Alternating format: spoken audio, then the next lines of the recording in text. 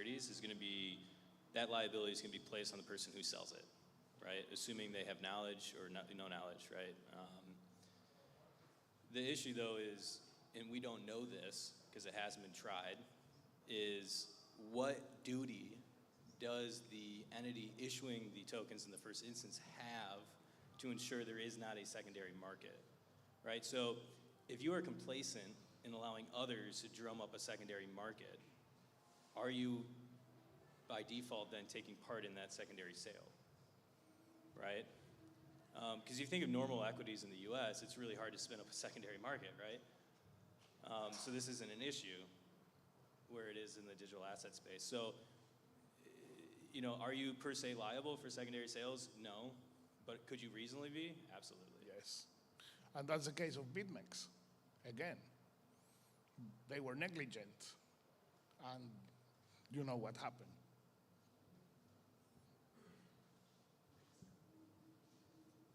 Hey, I'm still trying to get my head around the fact that we are doing something that's not similar to the firm, to the company, to the corporation. I mean, DAO can be something really different, and we are trying to fit it in a structure that has been developing for almost 200 years and has been fitting the hierarchy structure that there is now for a corporation.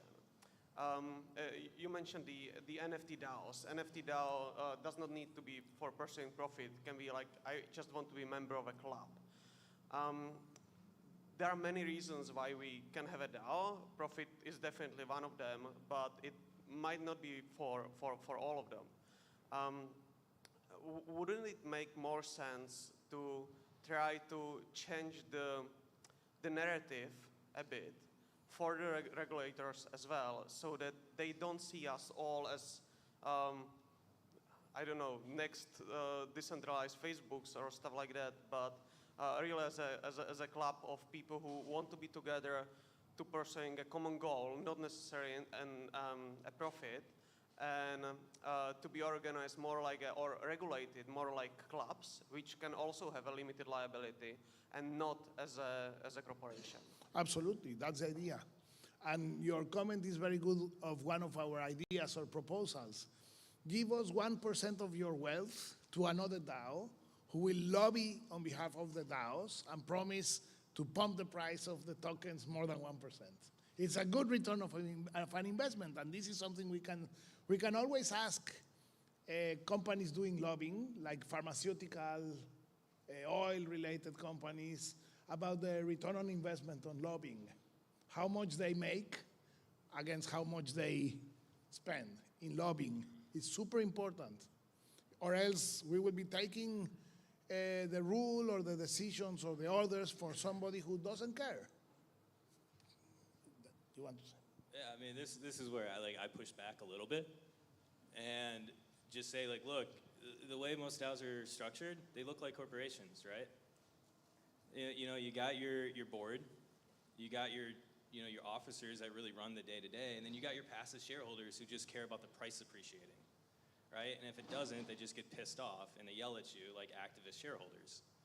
Right? And any reasonable politician is going to look at this and say, well, this just looks like everything else we deal with, right? The same laws should apply, right? And that means fiduciary duties should apply to officers and directors. You know, shareholder rights should apply to the shareholders, right? And so this goes back to the conversation about how are you going to design your DAOs, right? Because the way that they are being architected right now, there's no need. Right? Like, we talk about DAOs as being this new entity type.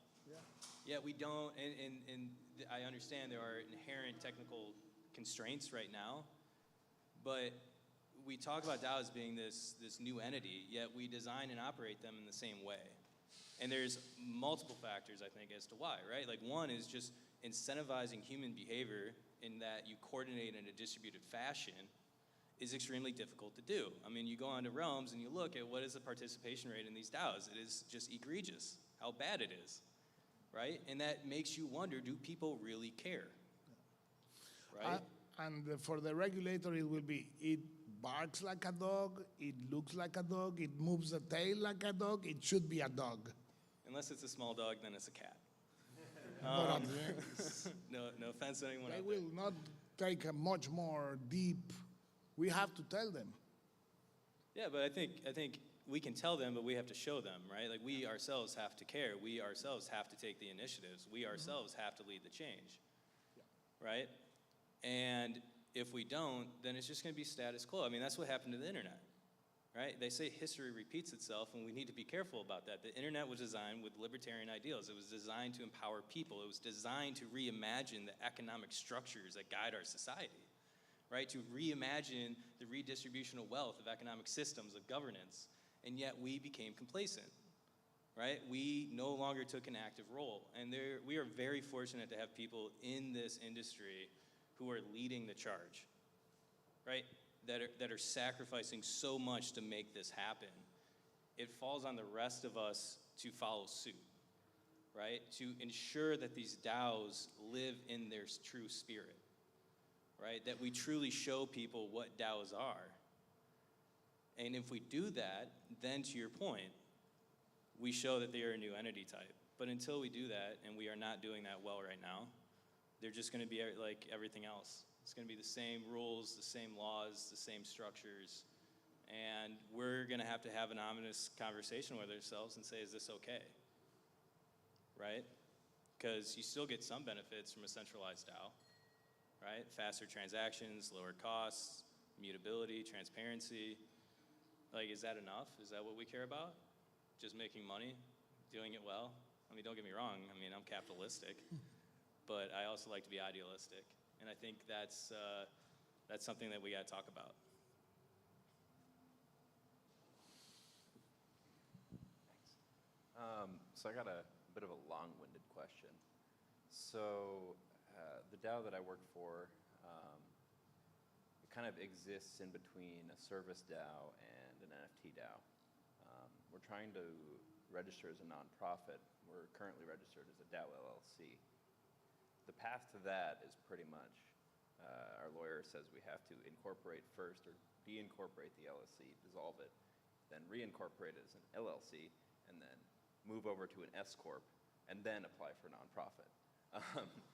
And so I suppose my question is where do nonprofits sit here, right? So we don't have a central token, we don't have an asset that all of our members share.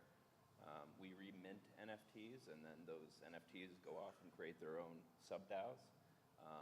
But as an entity, we don't have any token. I mean, we have a token, but it's not been dispersed anywhere.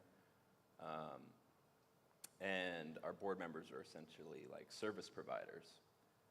Where does that sit sort of in this landscape? I know it's kind of complex, but do you have any idea? First will be why you want to incorporate as a non-for-profit or? I think the main piece was that we're not really pursuing anything like we're not chasing profits in any meaningful capacity, right? Like the baseline thing that we need to achieve is being able to pay people, but there's no a central sort of need for profit. It's really completely service-based. Like, you know, someone needs to be able to make a living creating things for other people, but for the most part, it's like, you know, we're working to kind of help the ecosystem in a lot of ways. It's a kind of the best analogy that I can put it is we've kind of built ourselves up as like a Solana Labs for the NFT ecosystem. Just kind of working in service for what we can do, but like there's no profit motive there.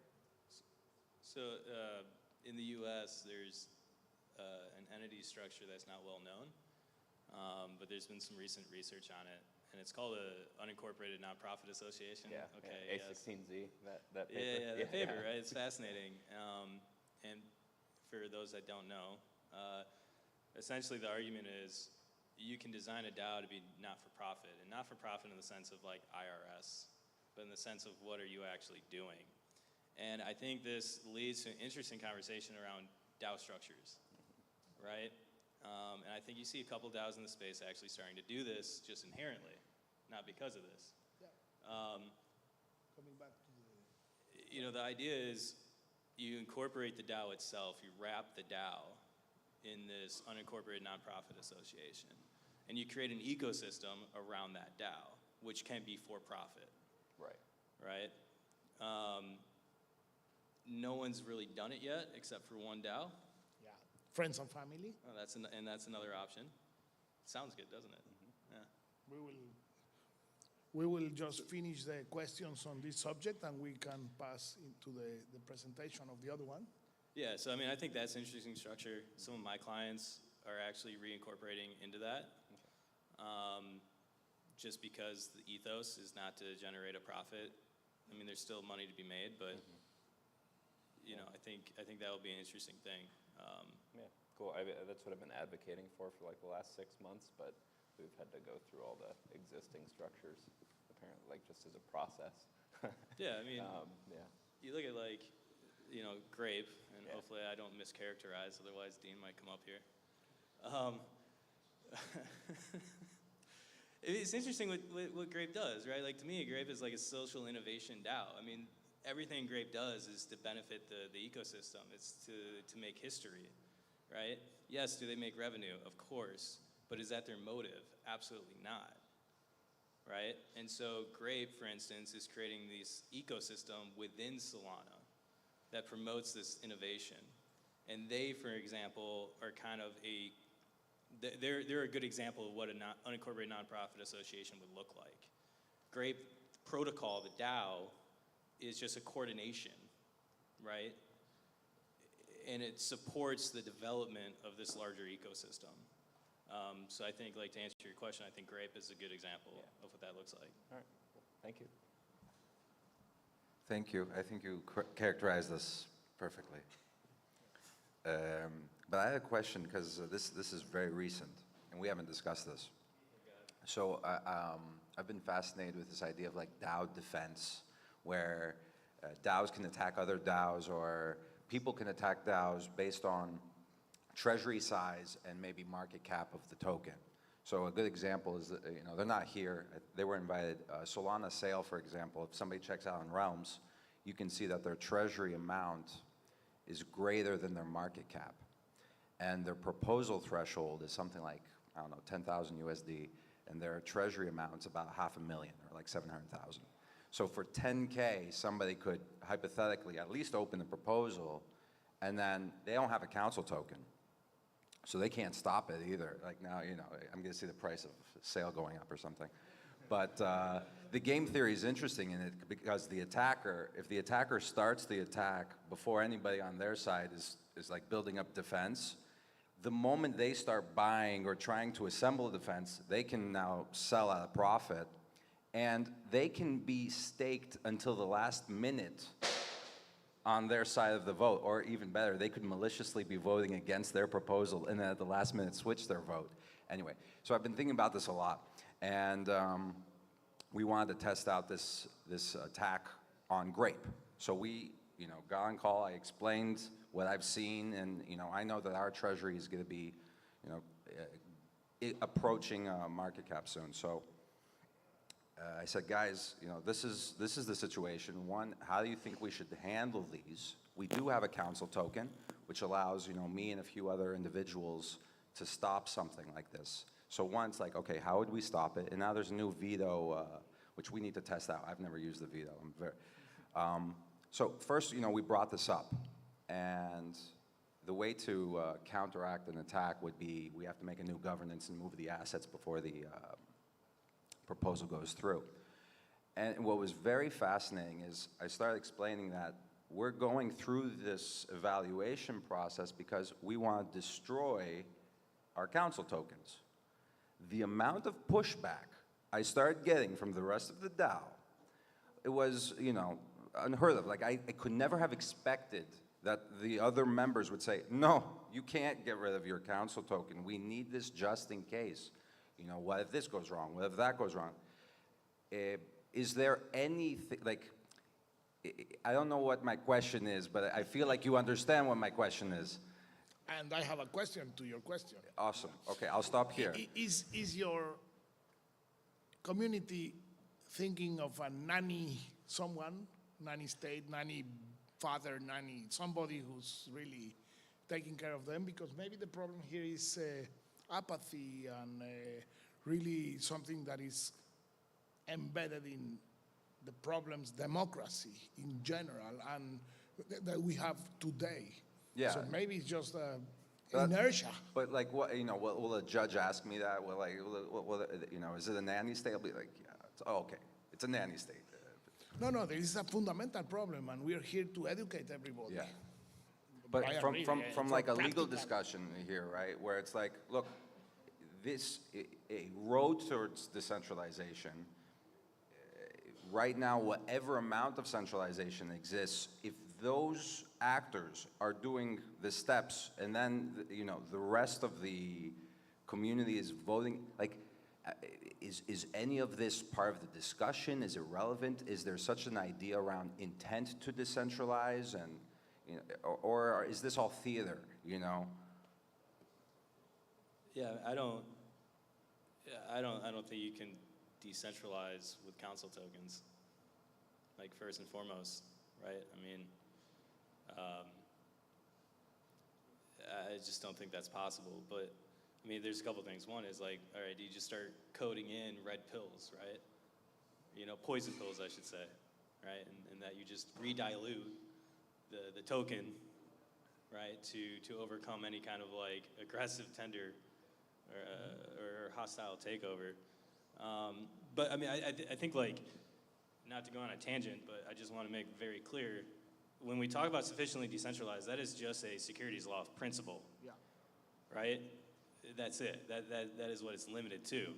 So you could get rid of council tokens and sufficiently decentralized, but there's this big question as to, do you still have fiduciary duties, right? Do you, like, as council token holders, do you have an obligation to the community to ensure the sustainable growth of the protocol, right? What's your role in any kind of takeover? I mean, those are extreme questions that are not answered, and so I just want to make that clear as we talk about sufficiently decentralizing. But I think it's like more interesting from like a question of like, when your community doesn't want you to give up the council tokens, then what kind of DAO are you going to be, right? There's multiple DAOs, and I think it's important to understand, what does your community want? Which is also kind of ironic to ask, what does your community want? Because the community should say what it wants, right? That's kind of the point of a DAO. And to go back to what Jose said, you know, that's a nanny state, right? Like, yeah, we are choosing that these people will, and there are many configurations that, like council token, I think it's unfair to say it can't be a DAO because it's basically analogous to a multisig, right? At least that's how I kind of see the council token. Yeah, I'm not saying a council token can't be a DAO. I'm saying I don't think you can sufficiently decentralize with council tokens. Yep. Right? If you look at the SEC standpoint on like their framework for investment, contract analysis of digital assets, if you're a council token holder, you're an active participant, right? You're a promoter. That would be then the same as a multisig, as long as you're one of the signers. Yeah. It's the same. I just want to make sure everybody understands that when we talk about a council token, it's analogous. Yeah, and I think this is where, again, going back to the architecture of DAOs, this is where like we need to do a better job of DAO classification on like a 2 or 3 dimensional model, because it's not fair to try to apply one type of legal model to every type of DAO, because you're not giving fair notice to the creators of these DAOs who may or may not be taking on an inherent amount of extreme risk, right? So, okay, a DAO with council tokens is regulated this way. A DAO without council tokens is regulated that way. The whole idea of the law is to give fair notice that you can internalize the risk and build accordingly. And so, again, I think the DAO classification is important. I think it kind of feeds into that conversation. I had one more question. And the guy has a question there. Okay. Yeah. Yesterday we were talking about how, you know, in the future it would be nice if when you're creating an NFT, you first create the DAO. And, you know, in this conversation, I've been thinking about the balance between staying anonymous, being a public figure, having a DAO connected to an NFT, or maybe not. Like, what I'm hearing so far is you get a lot of risk by actually trying to do the DAO and public versus, you know what, let me make it as easy to rug as possible. And like it seems like from the position of the law, these two are basically the same. And yeah, absolutely. And the law is completely disconnected, because how it can be connected if nobody has designed it yet? I'm going to tell you something about anonymity. Do you think that drug dealers in the streets show up and show their passport and their, I don't know, tax ID, whatever? I show people my driver's license when I'm selling crack. That's Exactly, what I do. exactly. I So, show them my driver's hey, license. hey, look, I'm a proof of address, and then sell the drug to you. Anonymity is like something that is a conceptual thing. At the end, the police can send undercover agents like BitMEX again, many other things that they will catch you. Come on, we shouldn't be cutting corners. There are ways to do things, and this is why I invite you to stay on the friends and family. The idea of creating a DAO, yes, but then you can create sub-DAOs and evolve the thing. And the point is, we really need to navigate right now through the cracks of the system in a legal, non-cutting corner ways, and then we should take action, because if we are only the rats going through the cracks of the cloaks, it's not the same as we're saying to the people, hey, we have been doing these things wrong. The spirit of everything that we have been doing for many years is this. There's another way to fulfill that dream. And maybe DAOs will be the solution that the internet couldn't get, as per the examples that some were saying. But we have to be very active on that regards, and protected from the very beginning, of course, because we don't want to be like, I don't know, the revolutionaries who end up being hanged because you couldn't achieve the ultimate objective of changing something. Thank you. So I have a question that has kind of two parts to it, but I've spoken to lawyers in the US, in France, Switzerland, Italy, and they all seem to have the same opinion that in the medium to long term, the idea is to actually dissolve your legal structure completely so that you can operate without actually having some jurisdiction. My first question is, how feasible is that actually? And I know that it might depend on the case of the DAO and like how it's structured. And then the second part of that is, as lawyers or people that know the law in these different jurisdictions, to what extent do you have an idea of how to get to that point, or what is like the end game, and how do you get there, and how does that impact how we build? Because when we're building, we're not necessarily thinking about the legal implications. We're just thinking, we're providing products and services to people. Read the small print. Sadly, God is not law yet. Yeah, I mean, not legal advice, right? Just like not financial advice. I would be very cautious with dissolving your entity, right? And trying to be a DAO, right, in its own right, because again, I think a lot of people are confusing this sufficiently decentralized thing, right? That is just SEC. That is just securities laws. You dissolve your entity structure and you continue to operate. There are myriads of legal principles that could still apply to you from like a corporate governance standpoint. And if you dissolve, you're just opening the door to personal liability, right?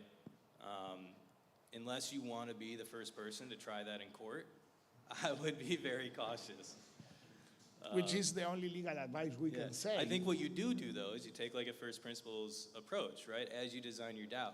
I mean, I think the industry needs to do some give and some take, right? Like KYC, that needs to happen, right? That will happen inevitably, right? There are a lot of good policy justifications for why we have KYC, AML, right? Mic drop, right? Talk to these guys, implement them into your DAO. Right? That is a good faith effort to follow the law, to follow the spirit of the law, just like we're trying to get the law to follow the spirit of DAOs. Right? It's a give and it's a take. So I wouldn't dissolve, personally speaking, but I would start building that way. I would really look at like how can we implement good faith efforts to achieve the policy justification. So if anything does happen, what you kind of want to be able to say is like, hey, look, all the laws that you want to apply to us, they're supposed to achieve A, B, C, and D. We just did that through the code. We did that through service providers. We're doing A, B, C, and D. There's been no harm, right?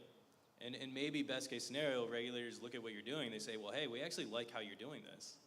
We like how you're achieving these ends. Maybe we're actually gonna take from your book and model regulation that way, right? So I would look at it more that way as opposed to full out dissolving. Can we start with the friends and family presentation, because many of the things are quite pertinent? Yeah. Okay? Yeah, and please stay with me. Protect me from my mistakes.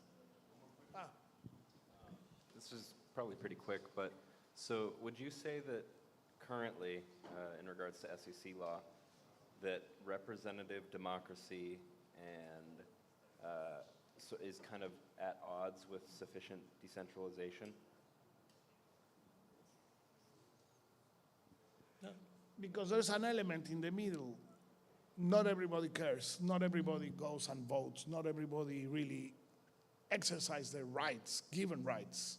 If that's the case, yeah, it's complete odds. Because of just a few are ruling everybody. The only ones who go and vote, the only ones who do some actual work. And that's a shame. It's a shame on us, really. And the guys who have the conscience, the guys who understand the value of this, we should be pushing for the rest of the people who are living day by day, who doesn't care for whatever reason, who prefer a nanny state. Maybe we can invite them to move to Cuba for a few years or North Korea, and then come back with another perspective. That's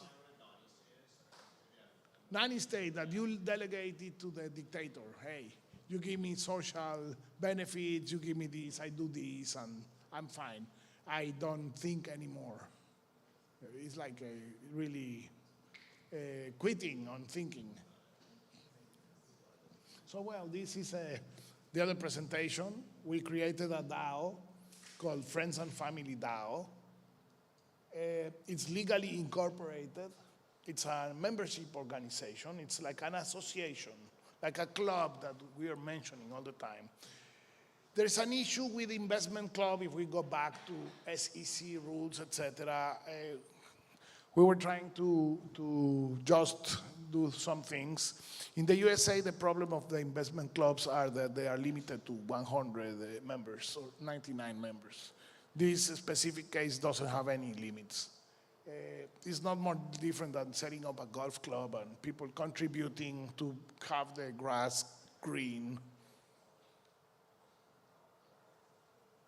The original idea between Sebastian, Pan, who's somewhere here, and myself was just to prove this is possible.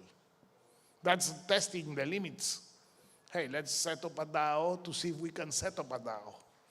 And the main thing was to find out, this is the certificate of incorporation of the DAO. In the UK, you have to have a LTD, LLP, whatever at the end. We have DAO at the end. Hell not, it's possible. That was it, and we say, okay, now we can go to the beach. Let's retire. This happened in Breakpoint. We say, come on, it's possible. Everything is possible. You can go and search in the Companies House of the UK for that company number, and you will see that ends in DAO. And well, we just trick the system with the rules that are baked into the system already. It's a kind of company that doesn't have a share capital. It has a guarantee. And the limited guarantee or limited liability of every member is £1. So if there's any problem, you end up paying 1.3, no, maybe now $1.2. That's it.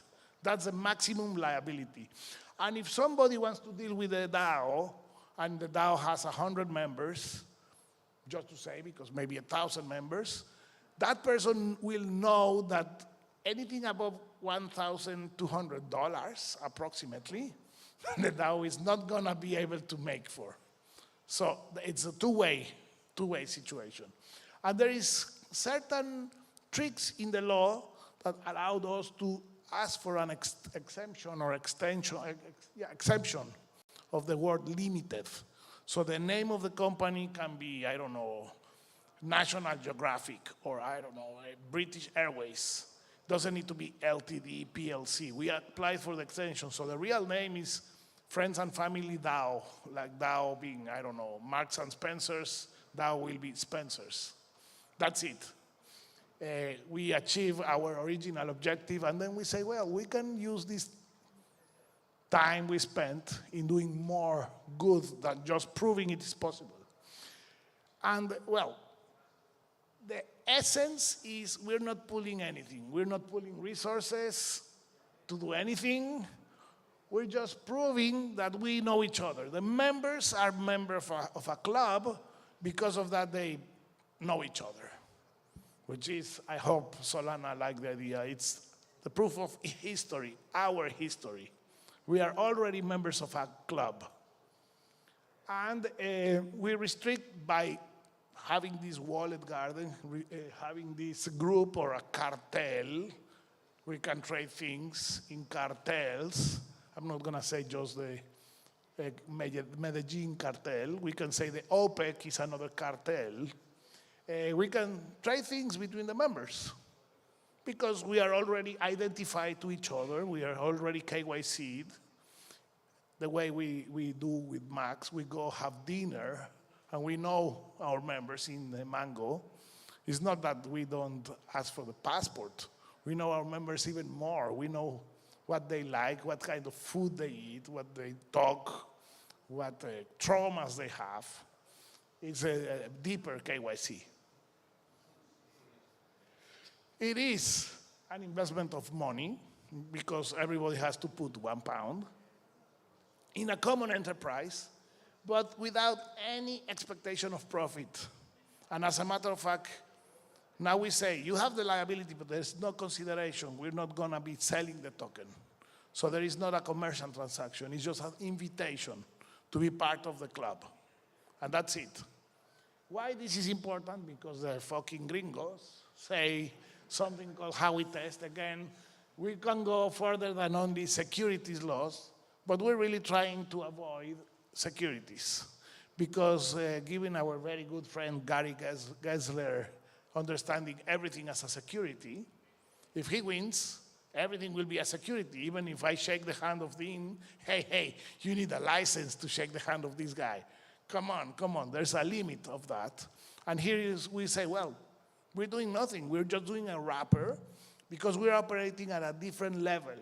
And, well, this is the last part of the how we test. The how we test is all this. Investment of money in a common enterprise with expectation of profits to be derived by the work of others. And, well, I'll send you later or share the things. The second one about Hester Price is very nice. Howie is a very, very nice article. We are open for business, but we operate at a completely different level. We operate at the level of human rights. Freedom of association is a human right. I can be your friend, I can marry her, we can, I don't know, start a church like Church of Soul. We can do many things because we are humans, and this is a human right that we have. We can associate with anybody. We're not in the, I don't know, the KGB, Soviet, I hope, now. And it is protected by many laws in countries that they say they are democratic countries. So if they respect their code and their laws, they should respect freedom of association. And that's all. We're just friends. And when you're a friend, you can invite your friend to start up a company. I don't know, maybe we can start a Chinese laundry service, or we can start an ice cream shop, or whatever project. And we are at the level of co-founders, not promoting securities. And that applies to many other things, because it's a membership association with legal personality. And we use few tools to organize ourselves. Realms, that we all know. Squads, that we all know. Mango lockers. And Rempo, I don't know, this is a bit of a advertising of another DAO called Rempo. We can lend money as long as you have open source. And what we receive in return is not a SAFT. We don't want your tokens. We just want our money back. Why? Because if you have a VC giving you money in exchange of tokens, when the VC wants to redeploy that capital somewhere else, it's going to dump the tokens into the market. And one day, the alignment of incentives is going to be disaligned. Or that's what this other DAO does. And at the end, we will say, friends and family has legal personality, can own property, can have a bank account, can sign contracts, can do everything as a club. It's like a golf club. You have a committee of ladies who want to plant, I don't know, tulipans, because in the, to divide the halls. Well, the club will destine some budget for the flowers. Somebody's gonna go and deal with the flower shop. But it's the golf club, the concept. So we can task people to do things, sub-DAOs, committees, whatever, in legal wording. In practically, Friends and Family is an incubator of other DAOs. And this is the most important of all the charts. Let's say the green circle is the DAO, Friends and Family. The white circle will be if Dean and myself, we want to set up the Chinese laundry service. Well, we are both part of Friends and Family DAO. We both pool our resources. That is a for-profit thing, but it's a startup we created. Maybe the DAO itself is supporting us until we don't need more support, like an accelerator, like an incubator. But it's inside the DAO. And maybe we can invite other people who is already member of the Friends and Family DAO, and it's another co-founder that came a bit later, but we are all known to each other. The red, we may become all members of REMPO. What that means, we are presented with opportunities of people, hey, we need help. We have done it with Max. We help people with money, or we help people with advice, with just encouragement. It doesn't need to be always money. And we only receive in return what we gave. If I gave encouragement to somebody, well, I'm not expecting tokens back. I'm just expecting encouragement back. Then if the red is important, REMPO, the yellow is everybody is member of Friends and Family, but just a few doesn't have enough money to participate in whatever project is the yellow project. Some of them, the one that is intersection between the red and the yellow, ask money to REMPO and invest it into the common undertaking that will be yellow. And even the blue, not everyone, the project doesn't need to be part of Friends and Family, because you as an individual can ask for a loan to REMPO because you're a member of REMPO, and then invest it into the blue circle, which is a project that is outside of Friends and Family, but you are inside. It's like, I don't know, if you are invited to set up a company and you don't have enough money or enough resources to participate in that one, you ask your father, hey, father, can I borrow money from you to go and participate into this project? Will be pretty much the same. Or you take a credit card loan or cash out of an ATM. You owe to somebody, and then with that money you participate in another project. This is pretty much the conceptualization.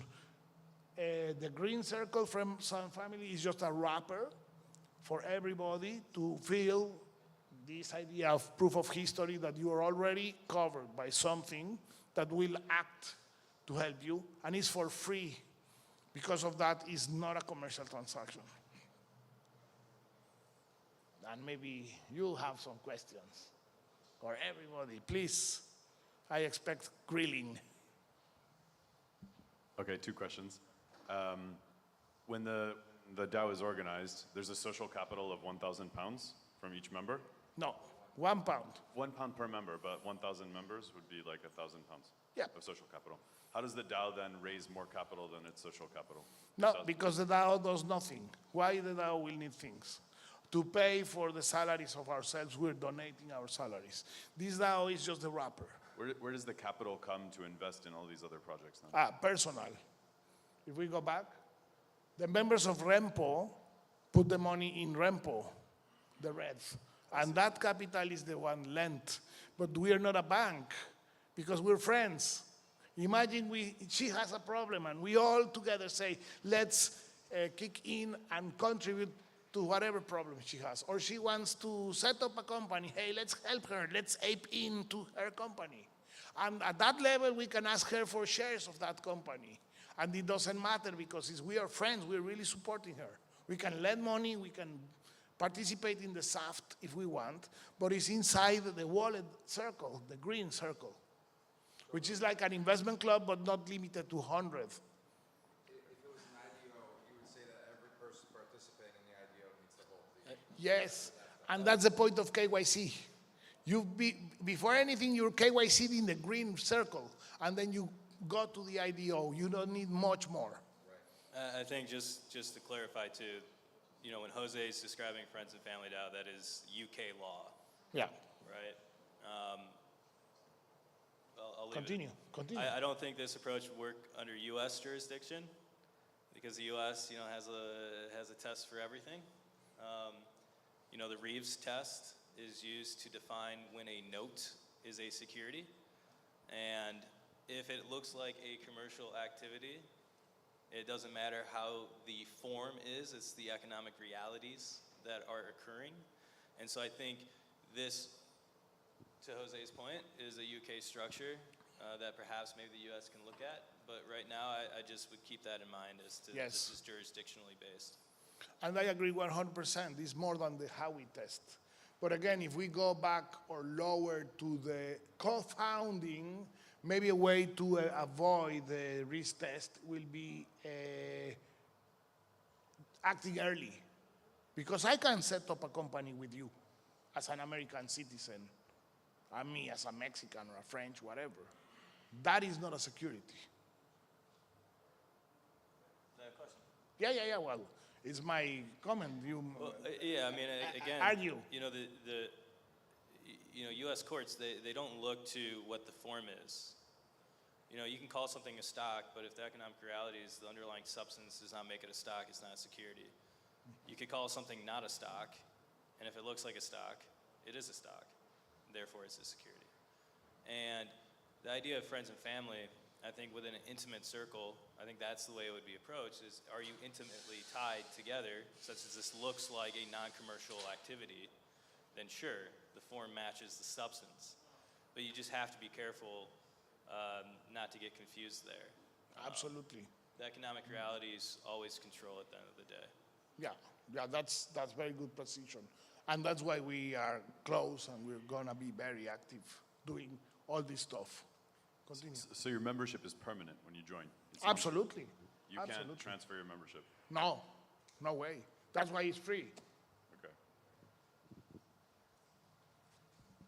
So with liability with Renpo, is there like a multi-sig? Are you pooling funds at all, or is it mostly just like individuals transferring to individuals? And it is in Realm. So we have a Rempo as a Rempo DAO in Realms, and then we have Rempo against right now Goblin Gold, Ponzi Labs,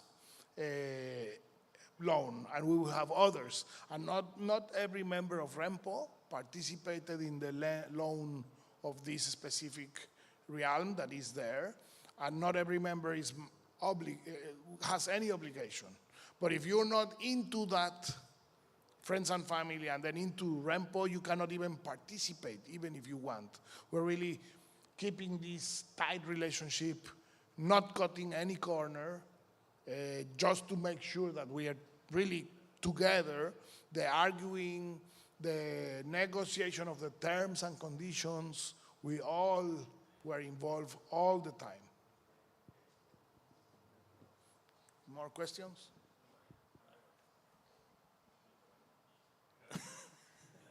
Yes, please. So in France, there's a structure, it's a French cooperative. I think it's similar to this. But what's interesting about it is that you can transfer membership, and the membership can have a value. There's a nominal value and a real value. So kind of like, I guess like you could represent it with an NFT that can trade at whatever price. But fundamentally, the membership is actually valued at like €1 or something like that. Yeah, the friends and family token has value at the end, at least has cost, because we have to do things to make it happen. At the end, we were looking at it as a cooperative also. The problem, the cooperatives also have cooperatives laws. And we wanted to keep it in a way of an association, where you have not even limited liability. You only own the guarantee you're putting. This is like a company without share capital and without shares. So the money you put never comes back. And if there's any surplus on operation, that surplus in operation has to be donated to a registered charity when we dissolve friends and family. That's a very interesting point, because then it's a tax-free organization, and the important part is not to be a tax-free organization. The important part is that given that it is a tax-free organization, the taxman says, well, what are we going to do with these guys? Monitoring them, not only collecting taxes from them because there are none. Monitoring them costs us. So we're going to cancel the tax registration. We have the tax registration, but it's in a status of a non-taxable company. And what happens with this is greatly simplifies the management of the company over time. Another advantage that I see of the UK in this specific sector is that, well, they really were the inventors of piracy and offshores. So instead of going to the midgets, we're going to the head of the circus. Here, this is very important because I have a very, very bad experience in Switzerland with a registered agent with Railgun. She is a lady, she said, yeah, I'm super strong, I can do it, I can handle PhD in law, blah, blah, blah, blah, blah. When she found, well, she was just saying yes to everything to collect her fee. I paid the fee, 2-3 days later, somebody said, oh, Railgun is Monero. And she said, holy shit. If I'm associated with Monero, then I will not be able to get other businesses. And she called and say, I dropped the towel. Come on, give me the money back. No, that's not the case. And because in Switzerland, to have a foundation, you need to have a Swiss resident individual. I say, well, I cannot move to Switzerland. I don't speak German or French, and I don't like Rusty. What I'm gonna do? I had to move Railgun to the Right to Privacy Foundation in the UK, just because you need somebody external. In this case, in the UK, the directors can live anywhere in the world. The only thing you need to do to interact with the law or with the regulators in the UK is one thing called the annual return. Now it's called confirmation statement. Every year you have to say, hey, I'm still alive, and present accounts. You don't need to even file tax returns because it's a tax-free company. You just go to a page that says nil returns. You put the number of the specific return you're filing, enter, and that's it. So this entity requires maybe 5 minutes a year to be maintained, and 15 pounds, which is like $20. You don't need to have an enemy inside. My biggest fear with this lady in Switzerland was she just dropped the ball. But easily she can go and talk to FINMA and say, oh, these guys are doing privacy on the internet, this blah, blah, blah, blah, blah, to save her ass, because she was originally involved. So then you have not just somebody who drops the ball. You have an enemy that knows everything you did and everything you do, and because the conflict of interest is completely opposed, she will save her ass. And maybe by saving her ass, she's exposing my ass to the authorities, and something that has zero, in my point of view, zero jurisdiction. It's just code. I don't know how much you know about Railgun, but you please do your research. And it was a very, very unstable moment in my life, saying, hey, what am I doing? I trusted somebody who just betrayed me and made me spend a ton of money. So that's my opinion in this. Questions? Well, if there's no more questions, I just want to emphasize one salient point and that's why I was so excited to come here. I mean, besides the fact that you guys are all awesome, you have to build the future, right? It doesn't just happen. You have to take the opportunity and you have to run with it. And again, to stress why we put up those modalities of regulation, it was to show you that your code, the way you envision these things living and breathing and operating, they provide guidance to how society will regulate them. And so I feel a lot of times developers feel sidelined in the regulatory debate. And that's just not true. It doesn't need to be the case.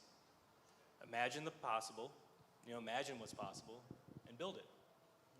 Do so diligently, respectfully, and strategically, and find yourself guiding the regulatory debate.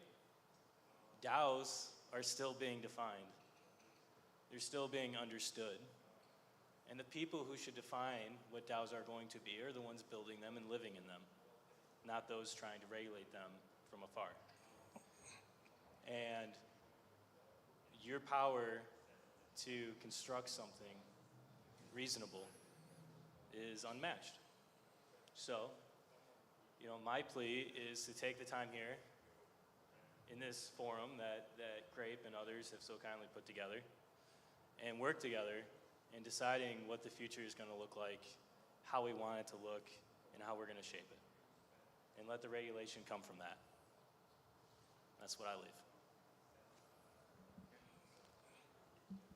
So I guess it's kind of a follow-up to that. So we've pursued a few cases against NFT rug pulls. And one of those is coming to a head right now with a demand letter sent and all that stuff, and track transactions through Wormhole and Tornado Cash and all sorts of stuff. So I guess it's a two-part question, is one, if a community gets rugged and then decides to form a DAO, is there a potentiality as a DAO to pursue legal recourse if the incorporation of the DAO happens after the rug? And then I guess the second half of the question, would they have to incorporate before the rug for that to be even possible? If I heard that right, I mean, you can always sue, right? I mean, as long as there's been a harm, a tangible harm that you can point to, you can sue. Yeah. You don't need to be incorporated. It can just be a class. Yeah. And what was the second? So I guess to further clarify, I suppose, so the issue we ran into was, with a couple of them was like with a class action, was that one, claimants don't want to be, doxxed. They don't necessarily want to be, they want to be anonymous in some cases. So I suppose the question is can the claimant be the DAO? Yeah, absolutely. Well, You have legal if you have legal personality, yes. Yeah. If you don't have, it will be defined as a class action. You will have to organize everybody, identify themselves. Right, the DAO would have to exist before the rug. Yes. Right? It couldn't be a bunch of people. Okay. Well, yeah. It sounds like the anonymous were anonymous before, now they want to get reimbursed. Yeah. Go as a group of anonymous or non-anonymous individuals to kind of take collective action against like a... Yeah, you can do that also. You can create a DAO to sue somebody because you have to accumulate. Sorry, you go. I was just going to say one legal strategy is to say it wasn't me, it was the DAO. Exactly. Yeah. Thank you. Yeah. And in the matter of privacy, I think that's very important. You can set the rules. You don't need to take the rules. Again, as Sam says, not everything is just securities laws. You need to show you're doing something. But I guess the way a KYC in a golf club works is a bit different than the way a KYC works in a brokerage house or in a bank. As long as you are within the reasonable and the common standards and the common practices of the thing you're really trying to do, you should be, well, it's not legal advice, but I will say common sense. You should be okay if you do what everybody does in a specific situation. You do.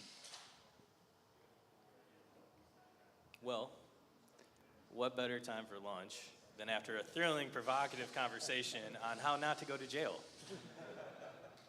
Thanks, guys. Thank you very much, guys.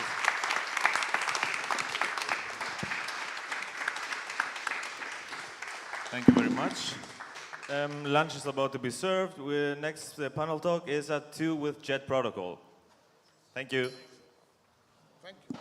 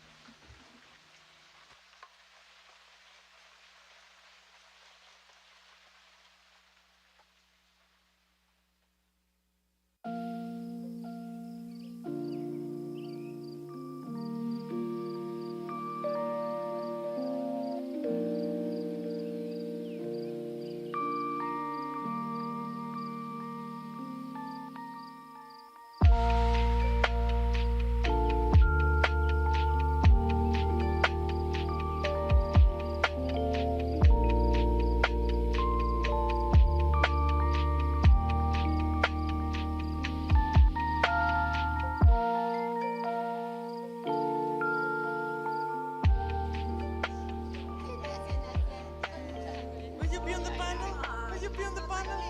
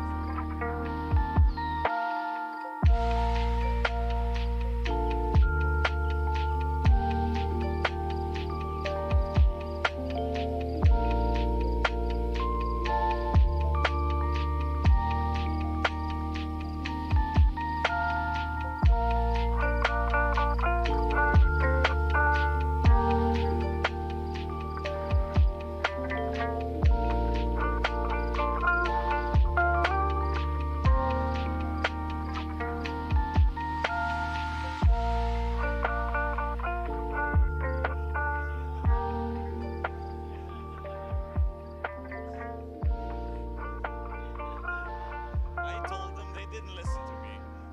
They didn't.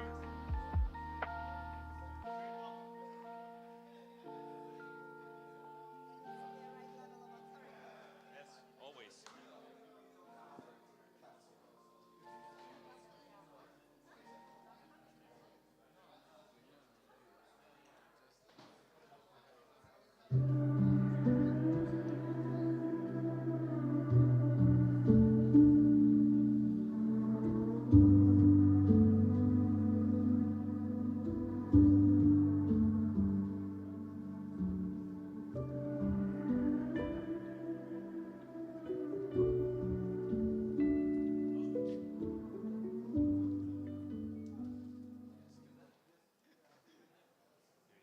Thank you. Are we all ready?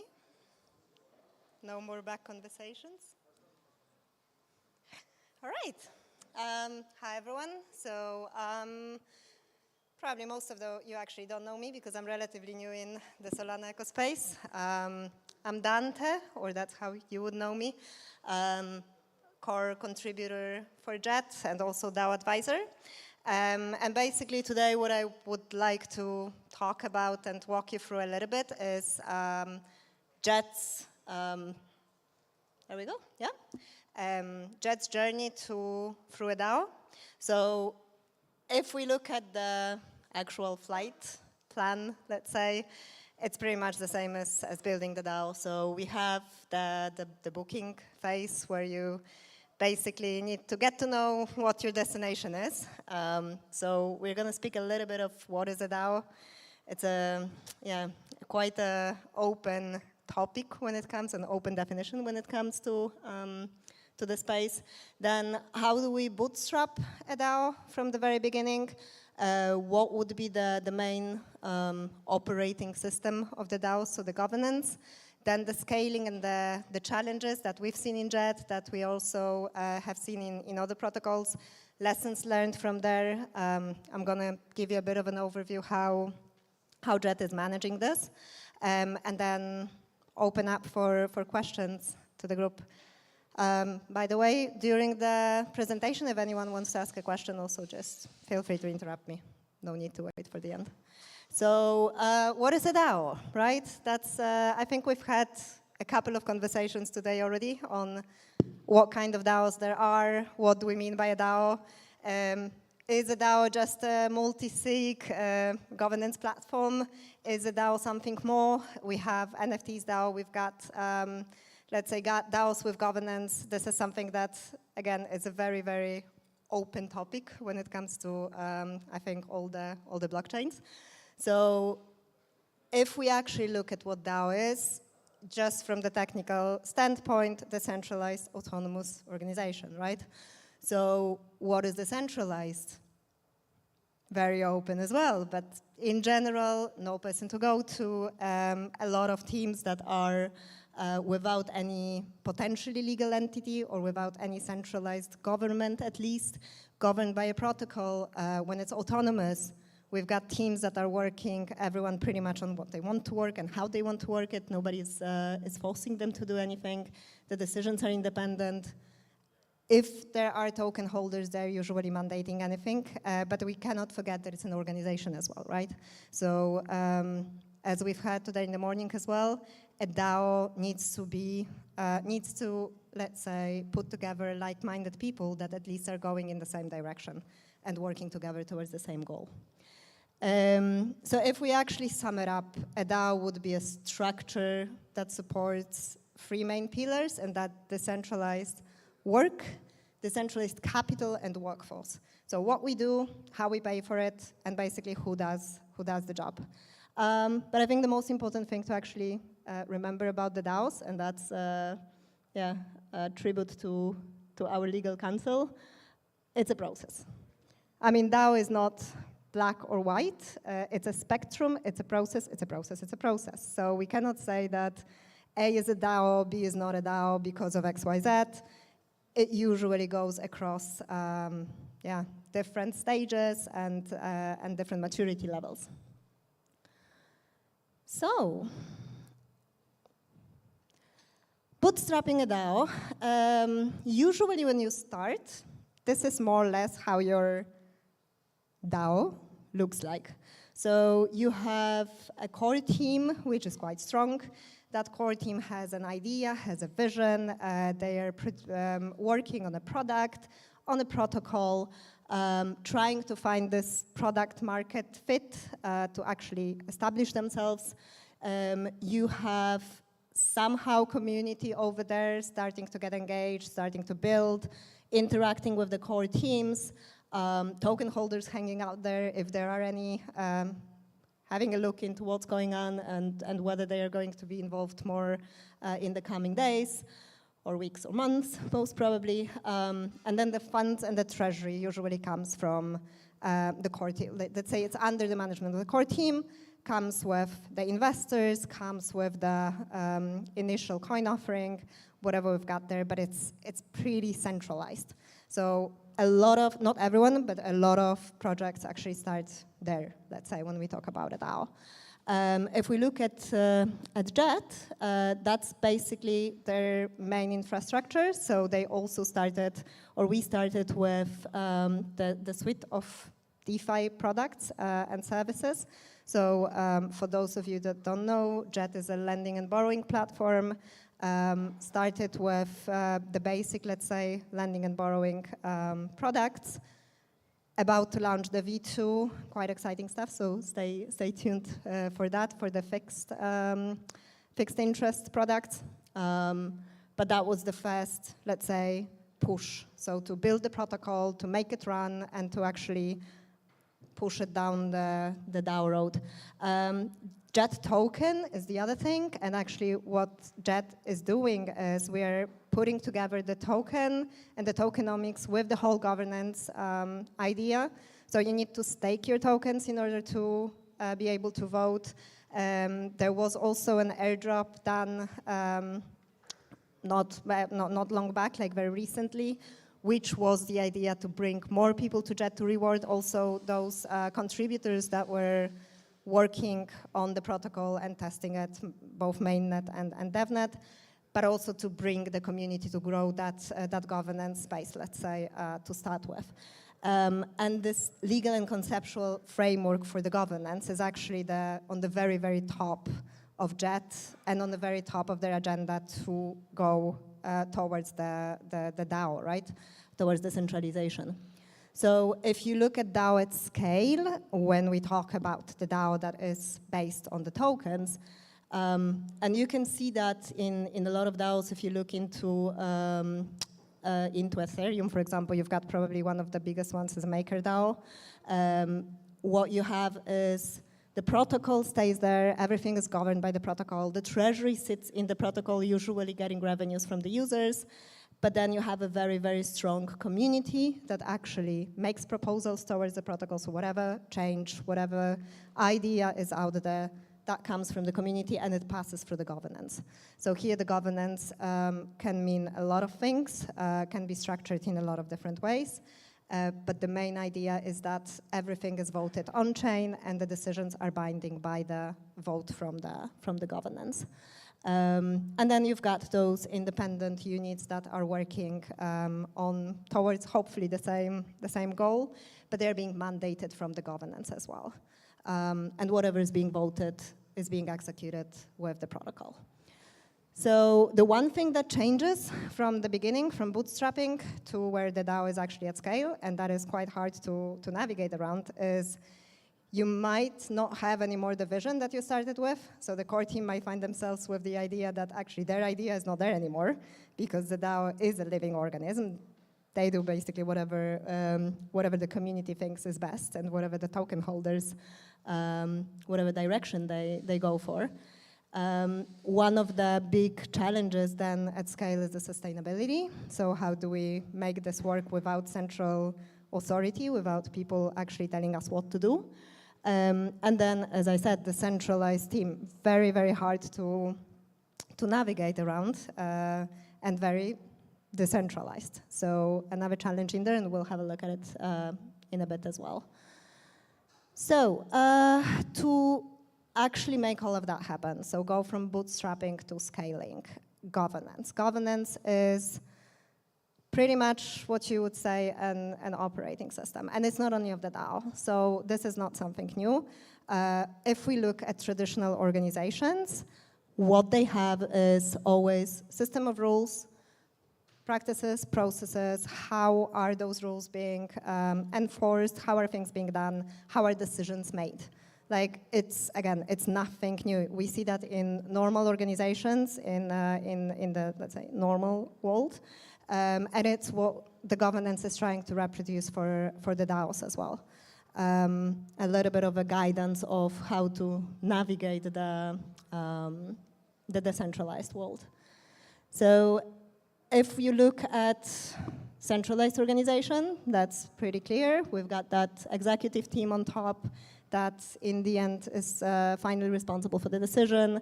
There's a top and middle management, and then there are those, the people who are actually doing the work based on the directed execution, let's say direction from this executive level. When you move to the DAO, from what we've seen up until now working with different protocols, middle management and top management pretty much disappears. So there is no one to coordinate between executive team, which would be or not even executive team, actually it would be the shareholders pretty much, which are the token holders, and the actual people who do the work. So it's all autonomous execution. You go through voters or delegates, and then there is this new circle over there that actually, probably if you talked to me like a couple of months ago, it wouldn't be here. But one thing that we've been realizing more and more is that for this to work, you need to have transparency and quality control across the whole system. Because otherwise there's no flow in information, and again, those guys in the bottom don't really know how to work with the voters, how to work with the people who actually hold the ownership of the DAO. So, JET, how do we kind of tackle the governance with, in JET? There are a lot of different things, so a lot of different elements. One of the main ones that we're developing is the JDAP framework, so JDAO advancement proposals. Those are, this is a type of documentation that defines the rules, right? It defines the way how you can interact with a DAO, how you can bring up new ideas. So one of the examples here is, the first one that we have is, sorry, maybe I can, well, I'll come to it later, but the first one that we have is our asset onboarding. So what we do have is the process for that. What we do have for that is like a template where projects can go and say, okay, I would like to onboard a new asset on JET. If you would like to do that, then please give us all that information that you need to fill in a standardized way in order for the community to actually be able to find their way around it. So it's community driven. Both the proposals themselves can be filled in by the community, as well as the changes to that templates that we're developing. It's also something that we want community to work on. So if somebody wants to say, okay, now we want to create the, I don't know, the core teams, you can come in and say, okay, this is how we are going to do it. This is my proposal on how this should be done, or how the other people can propose it. Go on and discuss it on community, put it up for a vote. If the token holders are happy with it, it goes in and it gets executed. And it's also permissionless, so it's open pretty much to anyone. Anyone can interact with the DAO, anyone can propose, and anyone can bring their ideas in. For the governance process, JET has 2 steps, let's say. So one is, the first step is off-chain discussion on the forums. So you need to convince first the community that your idea is valid. We do run a community poll for most of the proposals to get the feeling of how our community is actually looking at the proposal. And then once this is done, there is the on-chain voting, which is actually binding. And here, the proposals that are considered valid or that are considered value-adding, they go up for the vote by JET token holders. This is we are using the realms actually for the JET Govern app with a bit of a spin on it. So there are some features, let's say, that we added on top of it. Everything is open source. That's why there is a QR code here that you can go to with our GitHub documentation. Actually, feel free to check it out and find any bugs or any improvements. Happy to hear about it. But the JET Govern basically got launched not that long ago, actually just a few days back, and we're running our first vote very, very soon. So the first vote actually that is coming up, asset onboarding, it's a little bit of a test vote. We are going to actually vote on an asset that already is on the platform, so a bit of a cheating there on USDC.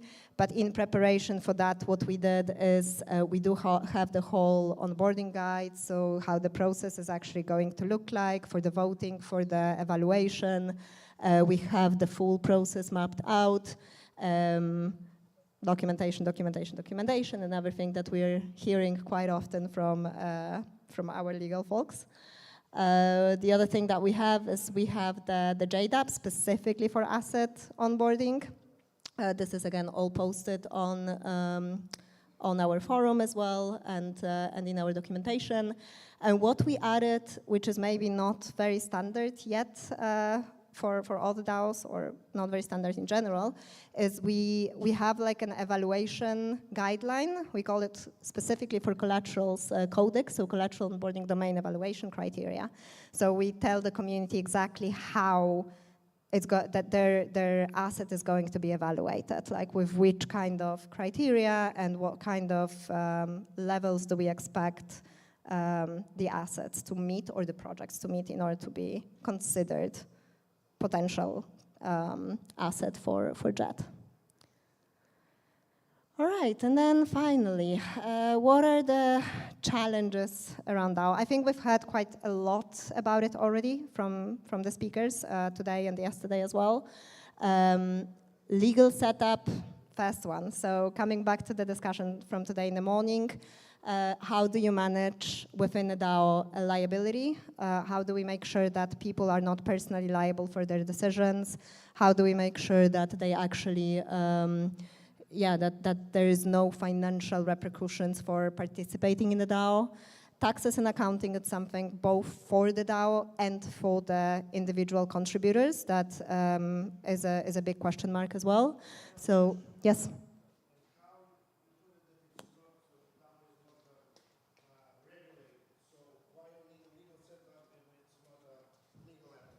Yeah. There you go. So why it's not illegal? Why does it need to be regulated? Because you, as a contributor, are regulated, and that's the big thing. That's a big problem of, let's say, connecting the DAOs to the real world, because the work that the DAO is doing can be decentralized. You might not have any entity in there, But if you're working for a DAO, you will be expecting to get paid. You will probably be expecting to be able to invoice something out there.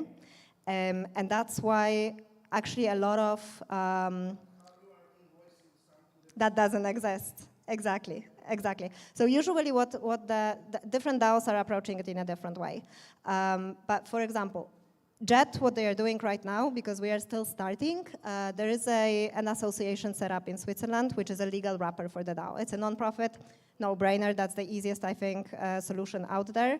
And it is right now representing the whole DAO. But if you move to the actual DAOs, again, I'll use the example of Maker because they've been most advanced in that. They started with a foundation, they dissolved the foundation, and then it was up to the core units to set up their own, let's say, legal structure. So some of them go through companies that actually employ people on their behalf. Some of them incorporate, some of them do partnerships. In the end, you will have, and I think that's important, you will have that legal structure in place. It won't be centralized. That's I think the main thing. And that's also the discussion about efficiency and redundancy in a DAO, right? That's why we want to have more than one team that is doing the same thing, because in the end, those teams probably will have some legal attachment to a regulation and to a government. So if you stop one, the other one is going to keep on working. And then if you stop one, you can also, let's say, rebuild it and start it from scratch, and the whole DAO doesn't collapse because of it. But the local regulations are actually pretty, let's say, important here. From Jet, we had a quick experience with that when we launched the token, and we couldn't serve, or we decided not to serve US customers because of the securities law. So one of the things that we build on top of the realms is an SMS check, which basically checks where the user is being located so that we don't serve the US market. Because I would say, as an association, you have an advantage. Let's say, I don't know, an American citizen can have frequent flyer miles of Lufthansa. If you are a corporation or a company, you have problems. But an association, and if your token is utility, this is the best. This is the way to go. Yeah. You can accept US citizens as long as you can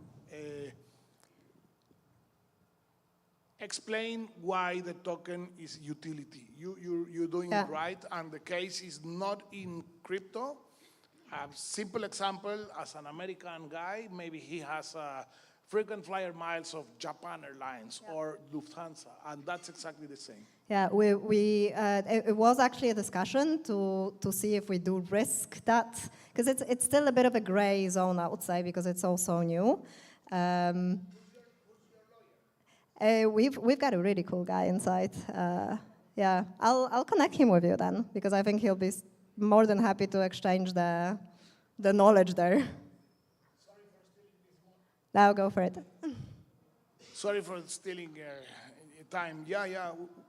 We as BCB, we own a bank in Germany, a bank in Switzerland, 240 employees. Half of them or more are lawyers, compliance. Yeah.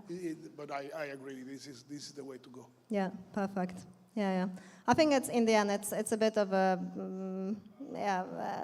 just to be safe, on the safe side when we start, because it's also, you never know whether your token will be 100% seen as utility, or whether actually someone will raise a hand and say, no, guys, this is a security. You're not doing the utility stuff because of X, Y, Z. So launching with this idea, but again, the Swiss Association is, let's say, the mechanism for us to, at least at the beginning, and then we don't know actually how is that going to develop in the future. Is it going to stay? Is it going to, like in case of Maker, be dissolved? But the idea is that for now, in order to launch the DAO, to launch the protocol, to protect our, let's say, people and our holders and everything, that's the mechanism to go for. And actually, because a lot of people raise a hand and say, oh, but you have an association, then it's not decentralized. Or how do you make sure, because there's, of course, a governance body in there that is actually making the decisions. But we did work on it quite specifically with our legal counsel as well, that inside of the association papers, there is actually a piece saying that whatever the governance decides, that's the binding vote and the binding thing that we do need to execute in the protocol. So it is built in. The idea is that it will be as decentralized as it can be and as fast as it can be, let's say. But here we also have, of course, those operational challenges, as I mentioned. Who do you invoice? How do you invoice? Can you have, let's say, the benefits that you would have in a normal company? Not that much in a DAO. The second one that we've faced a lot is the governance maturity. So as we said, the governance is the core, it's the heart of a DAO, but how do you actually make it work? So how do you make people be engaged? How do you handle spam in the proposals? So we've got, you might, once your community is quite mature, they are educated, they know what you're doing, they follow you, but at the beginning, usually it's kind of like, And as you grow actually and scale, a lot of times you also get people who buy your token just thinking that, it's going to be a nice investment and a nice return on it, but they actually don't know what the projects are about and what the proposals are about.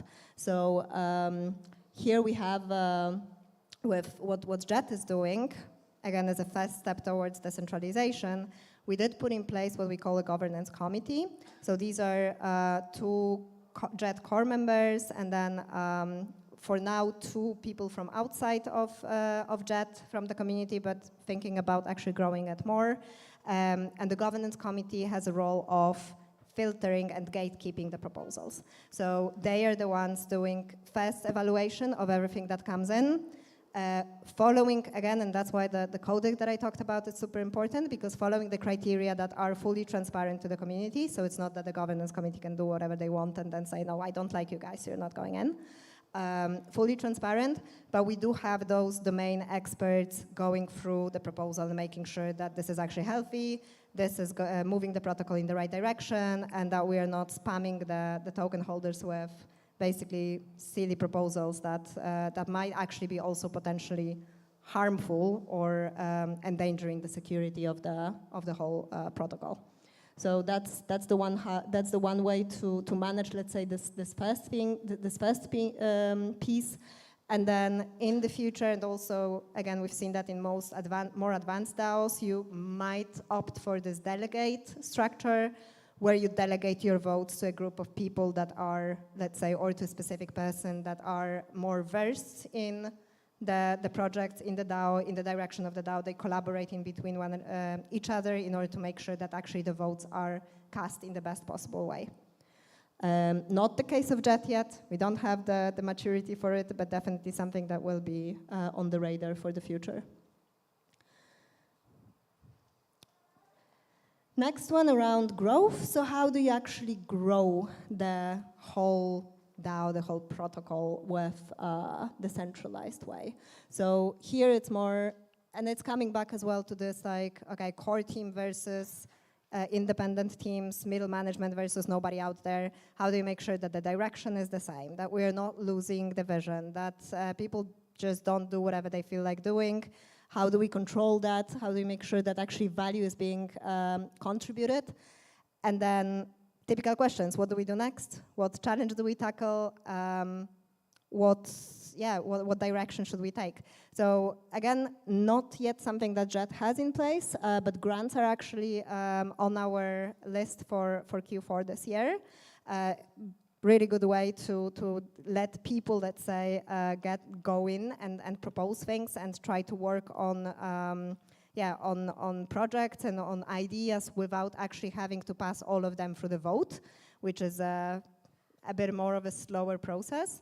So that's one of the ways to do it. And the other way is if you run, for example, an incubation program, which is also something we're thinking about, to guide anyone new. So if you have a new idea and you want to contribute to the Jet DAO and you want to be, let's say, a unit, a core team in there, the idea of the incubation program is that there is a group of people that helps you from the core team at this moment, that helps you out, that guides you, that gives you the tools, that gives you the understanding of the DAO, and then it's much, much easier to get incorporated into the ecosystem and to actually keep the ecosystem aligned.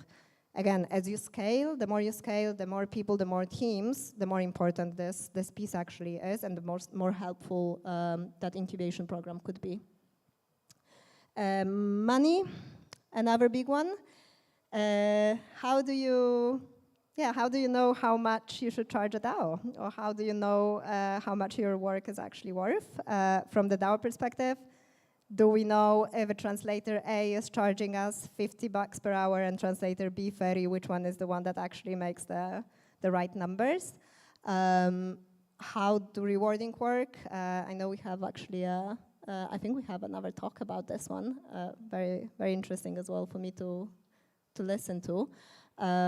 Capital allocation, again, in a DAO, it's all about, we make a proposal, it passes, there is a budget, it passes, and the protocol just assigns the budget. But then, does that really make sense? Some teams in some DAOs get a ridiculous amount of money for doing pretty much nothing, or just waving their flag and saying, hey, we're here, and doing 2 videos per year. So really big challenge around there. Tracking of costs, reconciliating those costs. So I did say that I need that much money. Did I use that money for what I actually said that I was going to use it for? Did I need more? Did I need less, etc.?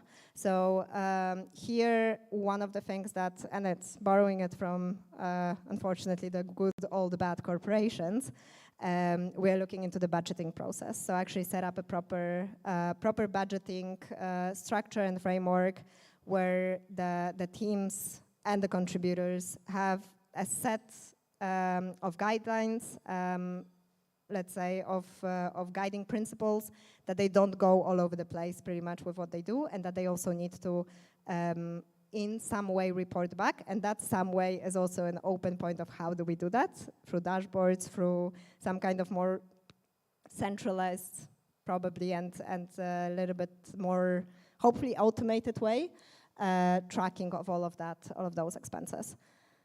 So.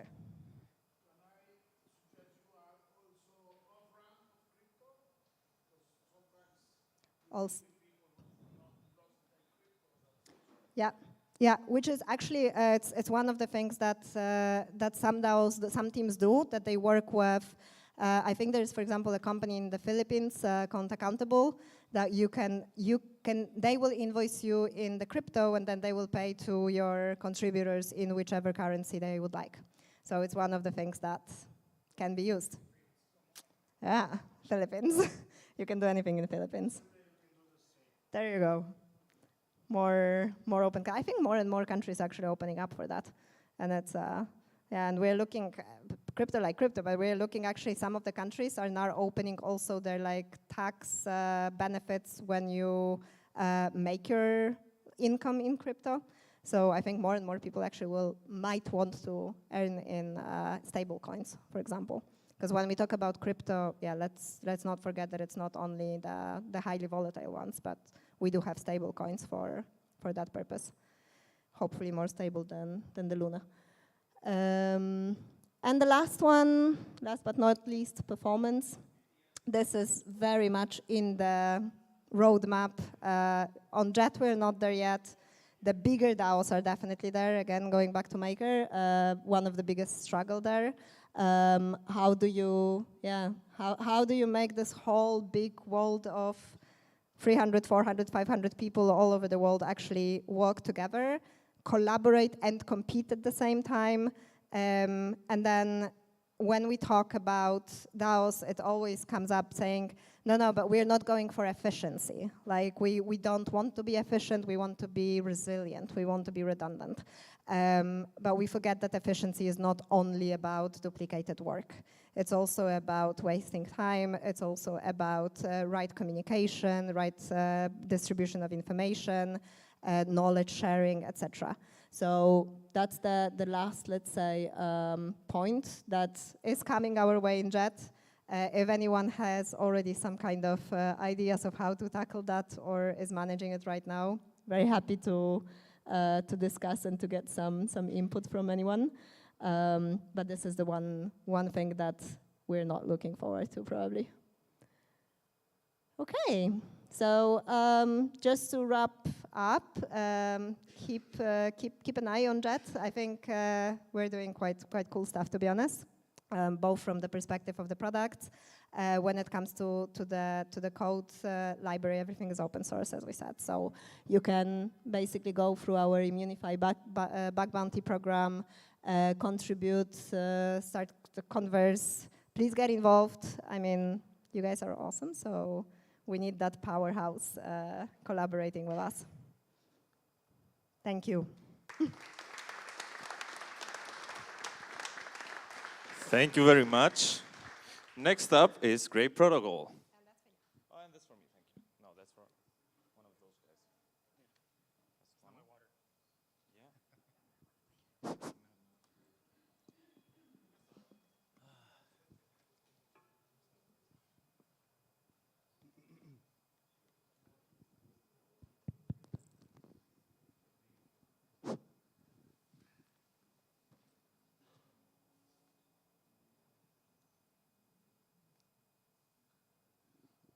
Do I turn the screen off with this, or?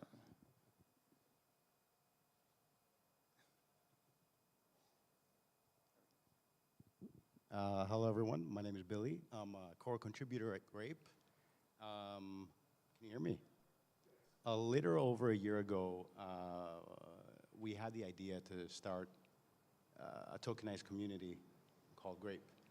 And when we started our exploration into how to initiate the process, we immediately understood that we need to create a tool to be able to identify the members of our community. So the first tool that we made was Grape Access. Grape Access is a Discord verification tool for token holders to be verified on Discord. This tool was essential for the birth of Grape, so we can first identify who are the members of our community, and over time, who are continuing to be members of our community. We continue to expand on Grape, and offer this to other communities, tokenized communities, DeFi protocols, NFT projects, etc. Over time, we also realized that there's more tools that we need to develop for our DAO, but the number one tool is organization. Can you change the slide?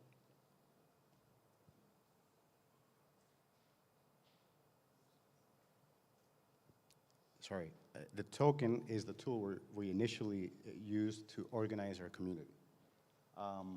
We initially started with creating our own dashboard,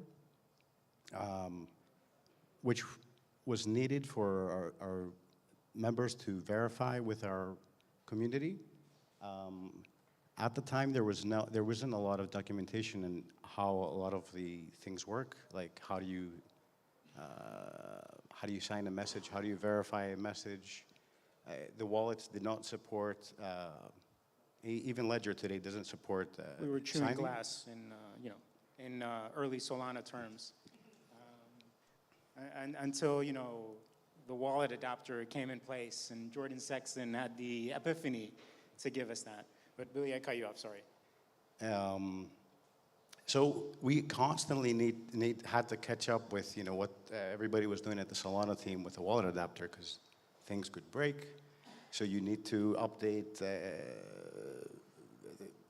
everything to continue to work. I got lost there. I cut you off, sorry.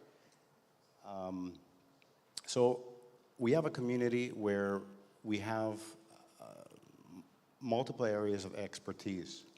We have our researchers, we have our designers, we have our content creators, and in the community we are all identified by Grape. Each sub-DAO that we have, we initially thought it would be a good idea to allocate a fixed amount of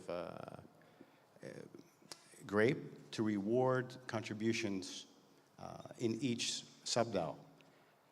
Over time, we realized that this model of fixed emissions and reward on contribution was not self-policed correctly, and the performance was really hard to identify. There was no metrics into which sub-DAO is performing well, which other sub-DAO is not performing well. So as we were basically experimenting on, okay, how are we going to identify the sub-DAO in Grape, like the content creators or the videographers?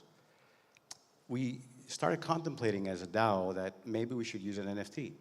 You know, maybe we should identify the content creators with an NFT.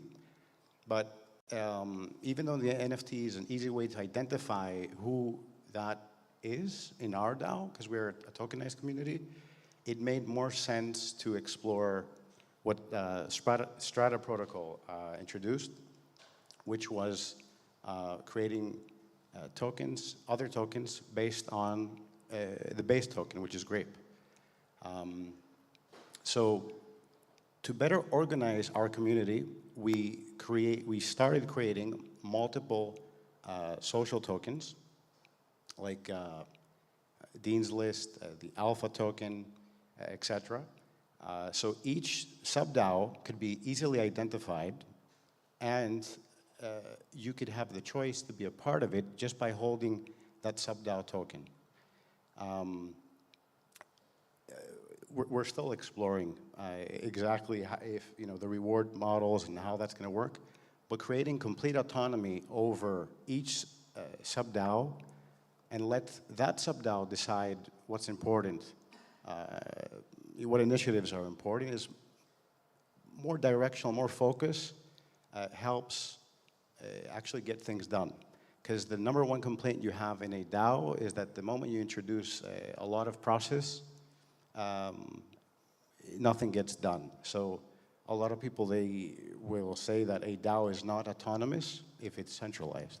At the same time, if it's completely decentralized and we have a top-down approach and there's no participation, it's always the same people doing all the work. So with his social tokens, we decided to also make a token specifically for Grape Access to identify not only the users of our community, but also the users that are using our tools. And the reason why we did that was to let the users of our tool determine what the roadmap of our tool set will be. So creating full autonomy over your tool set and fragmenting the structure of Grape will help better organize what the priorities are per sub-DAO. Yeah, do you want to? Yeah, sure. So within that notion of what our sub-DAOs and our DAOs also want, we have this dashboard. And that's the first landing page that people that use, let's say, Grape Access would get to know what Grape is, but they also see one is their portfolio. And then we also have governance. So we have governance related not only to their own realms, but anything that they are participating in. So we've directly integrated with Sebastian's wonderful work at Realms. And everybody could quickly and easily identify not only the realms, but also what the votes are and what status those votes are in. Beyond that, we have third-party integration. So for streaming payments, we integrated with MeanFi. And it's really nice because it does the entire flow within our dashboard, and people are able to withdraw their funds also and see what the status is of all the transactions that they did. And of course, this opens up the potential of having third-party integrations because of composability. And Solana gives you the ability to compose various components very easily. And as time is progressing, all these components are going to be even easier to integrate. Although we were chewing glass in the beginning, what's nice is that probably, I'd say all of you are participating in this composability in small and big ways, but they all make a difference because at some point, we're helping each other make tools that we're going to be able to use. And one of this is actually MeanFi, the other one is governance. But beyond that, there are more tools out there, and there are more things that we could explore. But before I get to this, I wanted to say that our DAO took the decision and said, you know what, we're going to split our dashboard to 3 units. And that's wonderful that the dashboard came up with that idea. And now it's becoming a proposal. It's going to be split into verification. We're going to also have the dashboard portion, which is going to have your portfolios. And it's going to be an expanded view with an enhanced portfolio perspective. And also a DAO approach, which is going to be the third component, where you're going to be able to see all your DAOs, participate in the DAOs, and anything that's DAO related. So it's going to be split into 3 compartments, let's say, and 3 different entities. The other thing that we did on the side was something that we recognized was a problem in the NFT marketplace in general. And one thing that our communities were constantly complaining about was that when they did want to list an NFT, they would have to surrender it to an escrow. And it would be on a program account, and they wouldn't reap the benefits of keeping that NFT. And I remember back in October, was it, or November, we were carefully looking at some videos on Metaplex where they were theoretically discussing about what the potential was of doing something that would be stateless. And carefully looking in the videos and theoretically taking the approach of what Metaplex could do, we launched Grape Art, which we were able to provide a way for our users to interact and list their NFTs without having to surrender them. So that gave them the benefit of actually listing their NFTs and also reaping rewards that might be by holding them in your wallet. One thing that we did start when we did launch Grape Art was we thought, what is that makes us who we are in this ecosystem? And that really is our wallet. And what do we have in this wallet? So one thing is some kind of tokens, Solana, but also NFTs. And those are tokens, of course, but these represent something of us. But what was missing from everything that I've seen was there was a social aspect and a component where people couldn't connect with each other. So we said, how do we connect and bridge that gap between wallets, selling, and discovery? And we designed a layout where you would start from your wallet, and then from there, you would go and trickle in, and you'd be able to make followers and get followings and get connections. And not only that, but also list your NFTs and discover new NFTs through those connections. And that could organically grow with the more connections that you get. So what we did was, since we integrated with governance, we thought, you know, there's another issue, because we really like what Realms has done. And the right approach would be that at some point, DAOs are going to have assets. How do we actually list the NFT that a DAO has in a marketplace? And boy, was that one undertaking, but we managed to do it. And this is back in April. What we did is we said it would be an easy approach that someone could vote to list. And directly from Grape Art, if the NFT is part of a governance program and is in Realms, you're able to vote to have it listed if you're participating in that realm. And what happens is once you vote, a proposal goes up. And of course, once the quorum is reached, the instructions are executed automatically or manually, and it's listed, and you're able to sell it. So this enables DAOs to actually sell their NFTs. And it doesn't have to be in a wallet address like you have. It's going to be program owned. So it's quite incredible, and the potential is there. This is all open source. And I would like to apologize to Sebastian, because when we were writing these instructions, we exploded his governance program with a ton of instructions. So the next steps are direct wallet notifications, and these are rolling out in the coming days. Because one thing that we saw is that Although there are marketplaces that are out there, one thing that was missing is getting notified when you've been outbid, getting notified when you actually have an offer. How do you do that? And how do you do that in a way that's not going to be maybe too obtrusive? So we're carefully thinking of how we're going to exactly roll this out, but I think we have it finalized. And in the next few days, we're going to have direct wallet notifications that are going to tell you if you've been outbid. But we wanted to take it a step further, so we added dialect, and this is also composable. This is fantastic. This is a wonderful integration that they made, and it was really nice because you could see all your messages from dialect from different other protocols that are using dialect. But we thought, why don't we do direct messaging? And we're going to support direct messaging with dialect by the end of this week. So you're going to be able to click on a message button, and you're going to be able to do a DM with dialect directly in Grape Art. And you're going to be able to see those notifications, get a push notification, and also message people directly. So, of course, we use the Metaplex Auction House. We use Realms, Dialect, Ceramic, and CyberConnect for the social connection. But the next steps beyond that is going to be a full-blown marketplace. And we do want a marketplace where we're going to be able to explore and discover and learn and see new projects.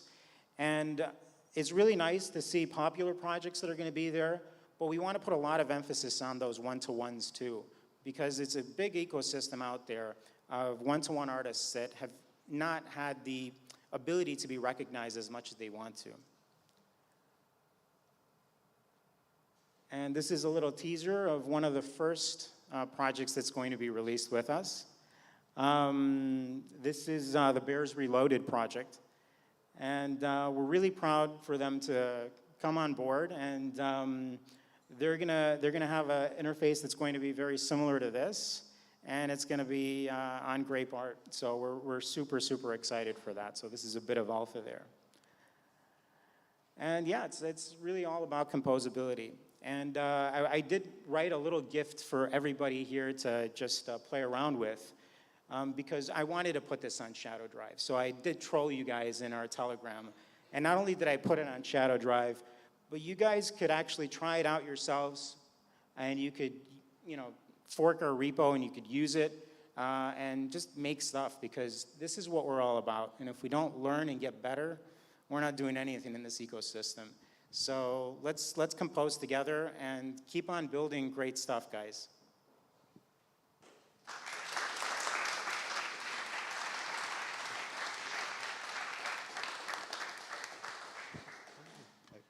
Any questions?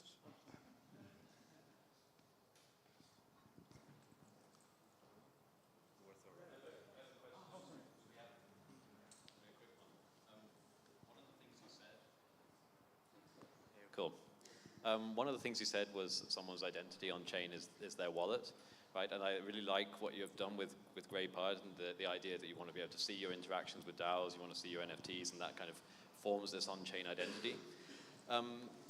What about people who buy NFTs on burner wallets? They might their identity might be split across multiple wallets. How would you kind of integrate that into your platform, or if at all?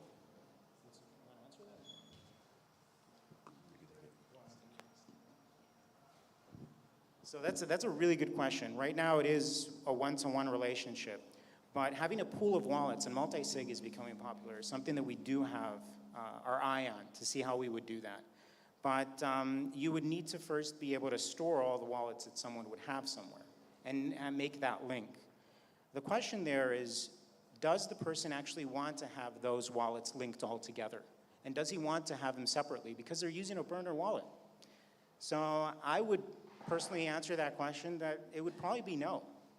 But we're moving to an interesting direction where wallets are becoming not only, we're seeing that they're public keys and they're on Curve, but now they're moving to programs and program-owned accounts. So maybe we're gonna have to start reading those wallets differently, and then maybe those program-owned accounts do have a series of wallets that are associated with them. So we're living in fascinating times, and I'm sure we're gonna explore and build more, but it's for us to actually probably build it out.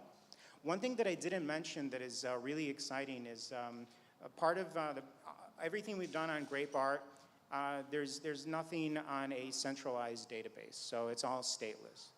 And what we're doing is our first program that we're going to roll out, because we're going to start rolling out a series of programs in Solana, is to actually speed up the process that Grape Art is working and to actually make an efficient way of querying all the states of the NFTs. So to know if it was sold, if it was now sold, if there's a listing, and beyond that, be able to possibly explore and allow people to get floor pricing directly from that, and maybe other attributes with regards to pricing.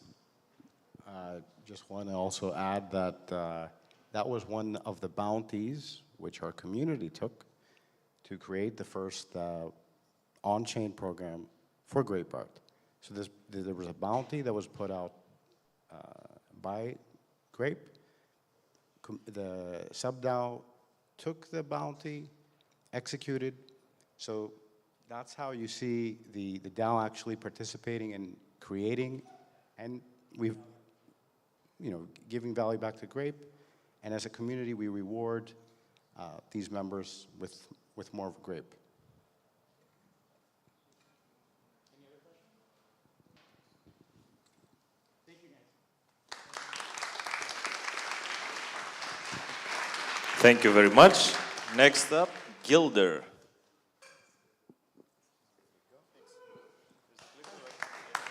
Big round of applause.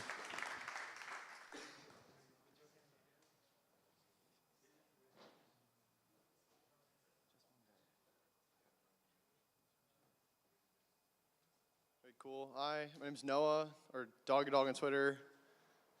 Start off with just thanking Sebastian and Grape for inviting me here and all the support during the Riptide Hackathon, because I had no idea what I was doing, and they answered a lot of questions and supported, and the Mango guys, and so yeah, it was awesome. Okay, so I'll start.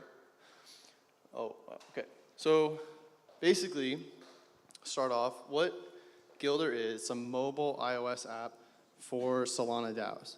So my goal was to build something that helped the community identify a gap, and also was kind of like an exercise for me, because before I entered Solana, before I entered the hackathon, I didn't really understand how DAOs worked, but they were really, really interesting method of interacting that I hadn't really seen before. And so I started building this app to kind of like learn myself and also see where I could help solve a problem. So basically what I noticed was it's kind of hard to understand what a DAO was and also to interact with them. It was a bit daunting to me. Like I'm even like, somewhat technical, like I'm a developer, but it was trying to understand. So kind of like these are some of the things that I kind of took away from building DAOs and why I was excited to build with them. I think like the wallet methodology, like using a wallet, it's very much like you're a sovereign individual. Like you have your wallet, no one else has access, you have your private key. And what interests me about DAOs is it's a collective or a group or a community or a mission that comes together to, pull assets, make proposals, and do something together. And so I thought this was really interesting because today one of the issues with, big groups, gaming guilds, things like that, is you have to put a lot of trust in a lot of different people.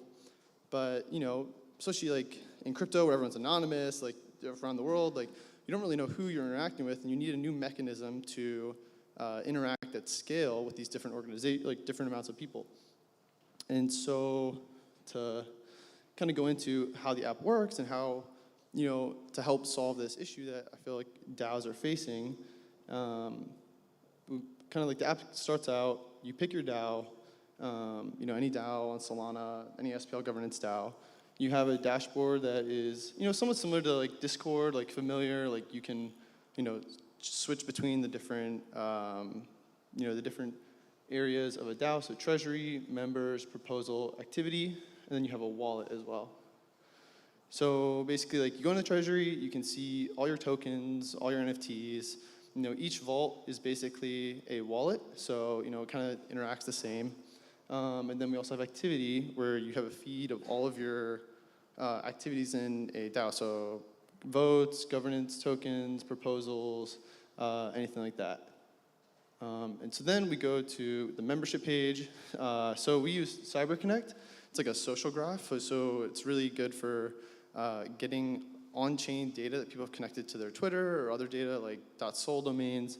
And so you can go into the members page, you can see all your members, their votes, their chats, how they're interacting with your community, and how they've been involved. And then we have the proposal page. So you go to the proposal page, you can see all of your, all the discussions, all the description, the yes and no votes, quorum, all that. And then you can actually vote, but I'll kind of get to that in a bit. So how we do voting in the app is we actually built a non-custodial wallet in the app. And what we use is we use Web3 auth to kind of instantiate or get the key to use. And so kind of like when I first started this app, I was actually going to do like Wallet Connect or Connect to Phantom or something like that. But as I got into it more, you're really constrained by your design decisions when you have to, every time you're going to do a transaction, you have to actually go outside of your app. And so how Web3 auth works, they split your key into 3 different shares, kind of like multi-factor authentication. So like what you have, who you are, what you know. And then when you go to sign in with like a social login, so like Twitter or Google, if you have 2 pieces of information, it's like 2-factor authentication or the device or the social login, you can then reconstitute your private key and your public key, and then you have a wallet that you can use and interact with and transact. And so the reason I chose this is because one of the things in crypto is it's pretty daunting to get on board and interacting with stuff. And you have to get a seed phrase, you have to store it somewhere. It's like, okay, well, what am I supposed to do? I don't want to lose this. Where should I put this stuff? And so this is a really nice way because it's familiar to Web 2, and also it's actually pretty secure because even if one share gets compromised, no one has your private key because they have to have a device or something or anything like that. And so it's a pretty basic wallet, but the whole point is that you need some way to approve a vote or a transaction. And so this is something that's coming soon to Realms Today, and this is kind of how it ties in with this brand new wallet you made in your app, is delegation is coming to Realms Today soon.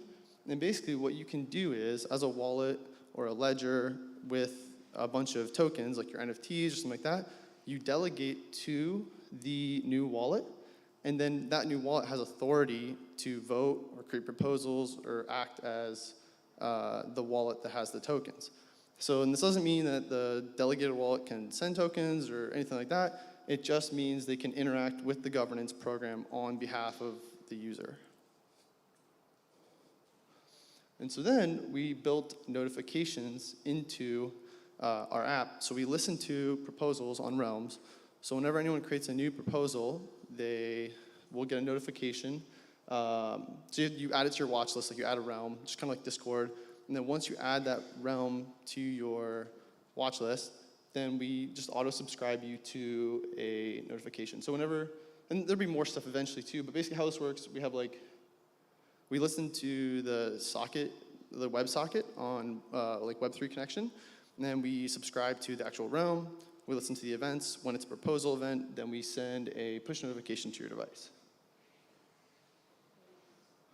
And so then basically how this works, like you get a notification to your phone, you go into the proposal, you hit vote, you'll be able to select any of your delegates that have been, that you've delegated to the wallet in the app, and then you can vote from your phone, and it takes like 20 seconds, like 10 seconds. And the reason I try to do this first is because when you have like friction around proposals, it's really hard to get people involved because people don't, one, they might not even care about the proposal, but then two, if you're asking them to go to their computer to sign all this stuff, it's just more friction. And if you know anything about basically conversion on landing pages or anything like that, every piece of friction makes people just like drop off like a cliff, like every extra click, anything like that. And so I think a lot of the design space around realms and DAOs has been constrained because it's hard to get users who are critical to the actual, decentralization to interact with your DAO. And so trying to, this way, make it super simple, get them to get the notification, and then instead of having to come back to their computer and remember in an hour, they can just go to their app and click approve. And so yeah, this is like me, my brother, and Dustin. That's who were working on it. If you see on Twitter a guy, a random like 10 follower account, Shilling Gilder, that's why he's my brother, and he just started helping me. So that's what's going on there. And then Dustin, he helped me build the notification system. And so you can actually try it today if you want. I don't know if the QR code will work with this, but I'll post it in the Discord, or not the Discord, the Telegram group. And I'd love if anyone who wants to try or be involved in the product and how we decide what we're going to build next. If you want to be involved, just talk to me or reach out to me on Twitter or wherever. Because I think DAOs are they have a lot of potential to help people and a lot of interesting things that we can do with them. And so there's a lot I have ideas about, but I'd love to work with your DAO and see how we can help engagement, help you guys reach your goals. So yeah, so that's Gilder, and just again, thank you for your time, and let me present with all these other amazing people. So thank you very much. Okay, so we do a 15-minute break, and yes, of course, you deserve it. You did well. All guys did well. So we'll see you in 15 minutes with DAO roles and hierarchy. Thank you very much.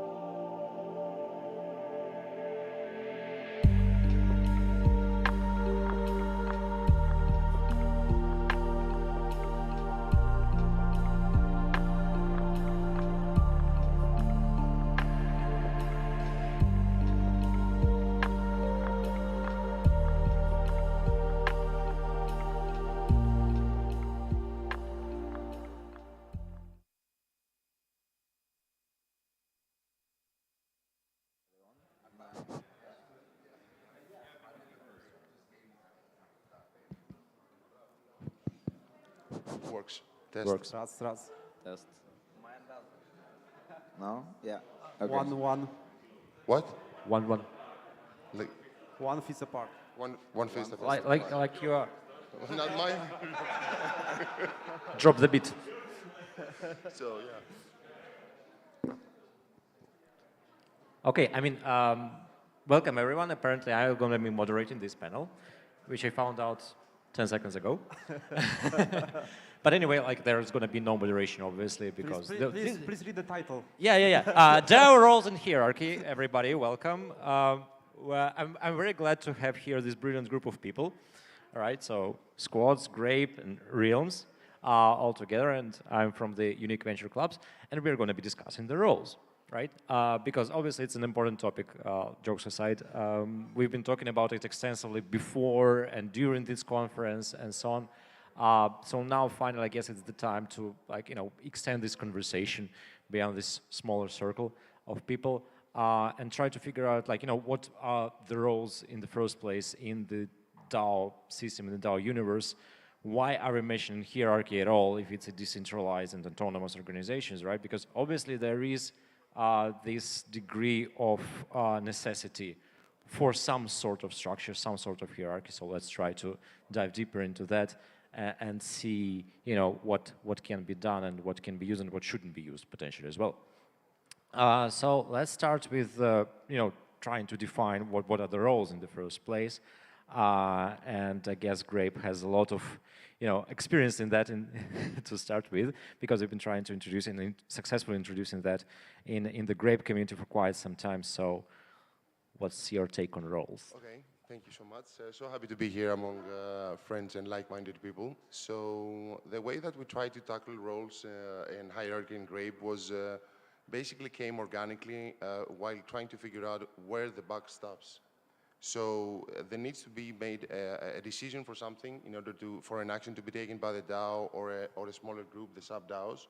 So whenever the need comes up for a person or a group of persons that later might evolve into a sub-DAO of their own to complete an action, that's how we look and define a role. So we don't start by thinking out beforehand what kind of roles do we need to have, but we try to have our roles defined by the tasks that come before us in the process of conversations and what we are trying to achieve.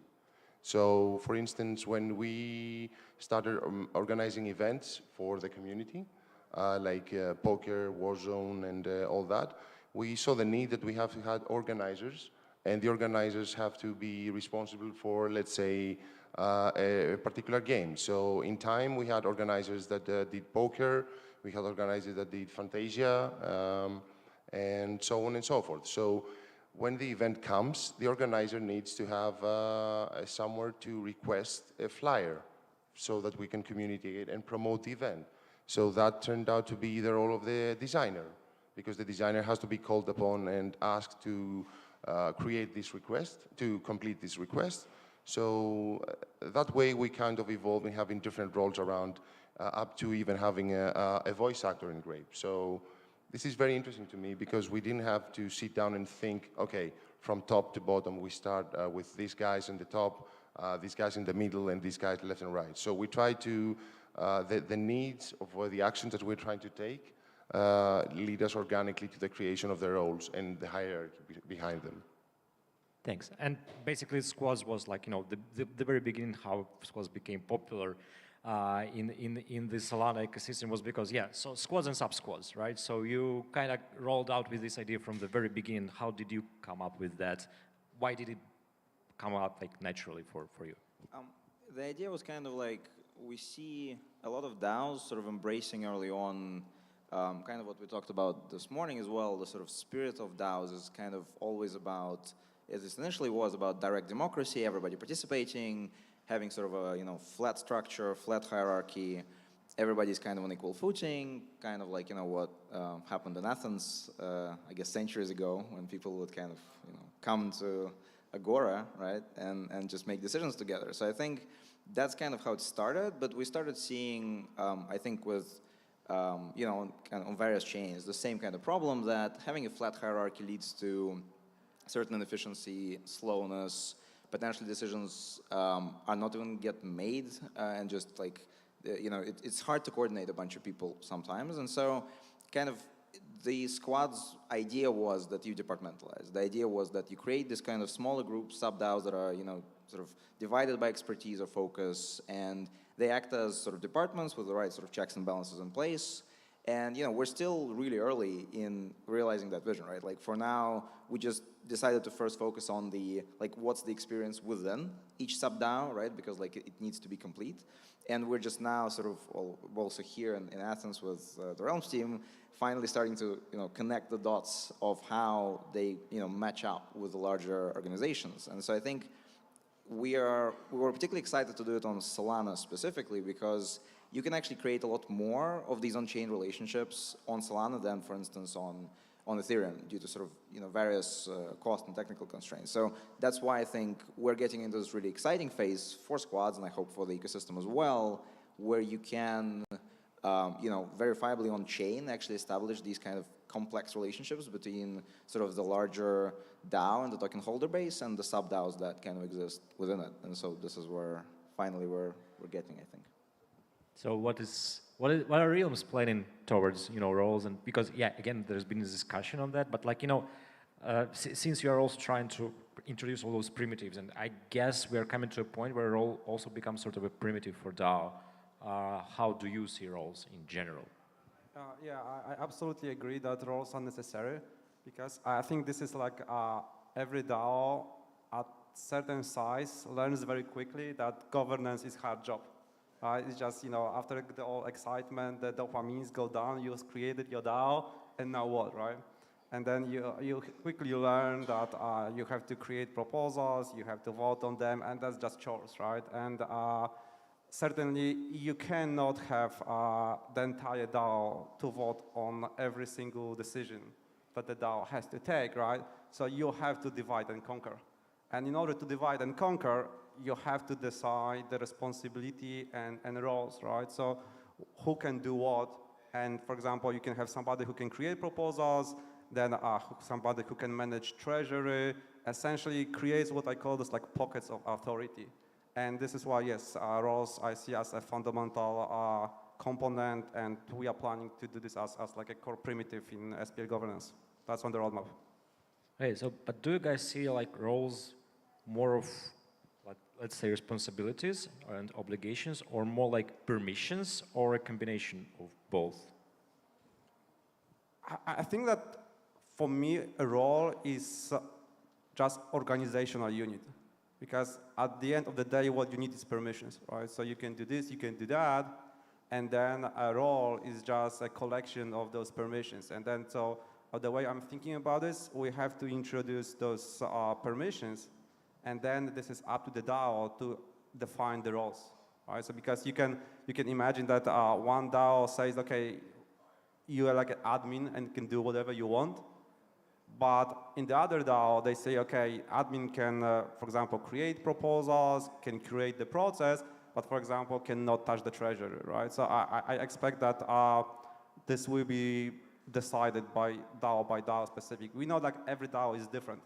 So I think what we are trying, at least from the REMS point of view, or in particular SPL governance, to make it as DAO type, as asset type, as role type agnostic, right? So the idea is that we are providing the building blocks that you can build your DAO, your vision. Yeah, but I guess it's also an interesting, then it arises an interesting question, like, if we have those things permission-based, how do we call permission holders or role holders accountable, right? And I guess, again, it's mostly discovered in Grape case. Yeah, accountability, it really comes down to self-policing. So we need to have tight-knitted groups like the sub-DAOs, and they form the greater DAO in parts and in total. So self-policing is a very, very important part of a DAO. You need to be able to have the courage, and of course within you that someone is not putting the same amount of work as the other guy, but you need to be courageous enough to express this, because if you don't, as a total, the whole team does not proceed and move accordingly, and it keeps everybody down. So you're only as strong as your weakest link. So we need to keep accountability based on self-policing. Look what's happening, and also try to apply metrics on the way. But this we've seen that it's not very simple to accommodate, to utilize. For instance, how do you apply KPIs, let's say, to a moderator? What does a good moderator, how is a good moderator defined? Is it from the help he extends to a certain channel on Discord? Is it by the setups he does for Grape Access? So certain roles and certain responsibilities that are very important, very essential, they cannot be easily measured. So we'll try to go through self-policing and hopefully weed out the weaker links and try to be stronger as we go and move forward. Yeah, and then I guess, like, speaking of hierarchy again, we are like moving in all those cases kind of like, step by step. So we have like the whole DAO, then we have sub-DAOs, sub-squads, and potentially we have sub-squads within sub-squads, right? So what is there like, an idea for some sort of like chain of command from this perspective, right, on the code level? I think on the code level, the furthest we've got so far is a hierarchy between DAOs and sub-DAOs, right? It's the idea that they should have, hierarchical relationship because the DAO is controlled by the token holders. They should be able to decide, I think, majority of those things. But I think, yeah, there can be a world where you can have like an HR squad, an HR sub-DAO that can actually control, for instance, just permissioning can control the roles, and that will affect, the other squads within the DAO. So that will create a certain hierarchy in a way. But I think like the first step that we're probably going to see is sort of that you have the DAO, and you probably don't have this kind of like a flat hierarchy of sub-DAOs kind of within it. They kind of all should answer to the token holders in the end. But I think, yeah, I mean, that's definitely possible. From the code level, though, I don't think anybody has expressed that because we're still at the kind of like the first step. But definitely, I can imagine it happening at some point. And as I think like Sebastian said, our idea is that we need to provide the the right tools. Like kind of Realms is providing the full stack and the way for you to actually, I guess, define the roles, and we are kind of there to help codify them, right, and put them in certain frameworks. But I think the biggest job is on the sort of DAO operators and on the token holders, right? Because like that's the hard part, right? We want the job for you, right? You have Yeah. to do it yourself. Yeah, Exactly. but that's like the very important and interesting question for me as well, right? So a lot of DAOs has been created on top of a token, right? And now we are talking about roles and hierarchy, and there is a certain conflict potentially between those two things, right? So because right now whoever has the biggest token holding is the whale, and he is like sort of defining all the rules and can interfere with discussions and proposals and everything else, right? So now we say, eventually there is a person who has a role that can override even a whale. Is that true? Like, I would like to hear it from all three of you. That's an interesting one. Definitely the problem of, definitely there is a problem with voting with a token which has economic value, right? I think there is no question about that because that favors whales, and that necessarily this is how it should be. And I haven't thought about roles as being the solution for that, but maybe there is something in this. Because, yeah, I mean, definitely we have to empower more DAO members to do more things, right? And so it's not just the whales. Well, I don't know. Yeah, because DAO is a very libertarian concept, but with a very capitalistic approach, right? So the richest guy potentially has lots of influence. And, Sequoia put together like a fund, like $300, $400 million, exactly to buy out governing tokens and influence decisions of DAOs, right? So, I mean, that's capitalism at its best, really. Yeah, that's the thing. The most difficult part for any type of on-chain governance is to balance the flexibility versus the security, right? Because we can very easily create a structure when you can have governance attack and like steal all the assets from the DAO, right? And obviously that DAO will be very flexible. Like, you can say, okay, you have like 10% approval quorum, right? So you can get proposals in no time. But then somebody can attack you, right? Then if you set then your governance structure, like the rules too high, then you might, like people might not want to contribute because they don't feel they have any vote, right? So those are difficult questions. And but I always say that whenever you create your DAO, you always have to, I think, set the parameters high to be safe, and then start from that level and try to think, can you make this more inclusive? Can you add more people? Can you add roles, right? So, but that's exploration, and that's, I think, like this is like evolution path for individual DAOs. They will have to find the things that works for them. This is why exactly like, in the SPL governance, the whole governance structure is a plugin, because this is the thing that I don't dare even think, like prescribe what it should be, right? I don't dare. This is why I think this is like the area of innovation that is needed, that we are not even close, right? We are trying, like, the multi-sig NFTs, multiple token vaults, like the V tokens, right? But I don't see any of them as the ideal solution yet. It's just, this is exploration. Yeah, for sure.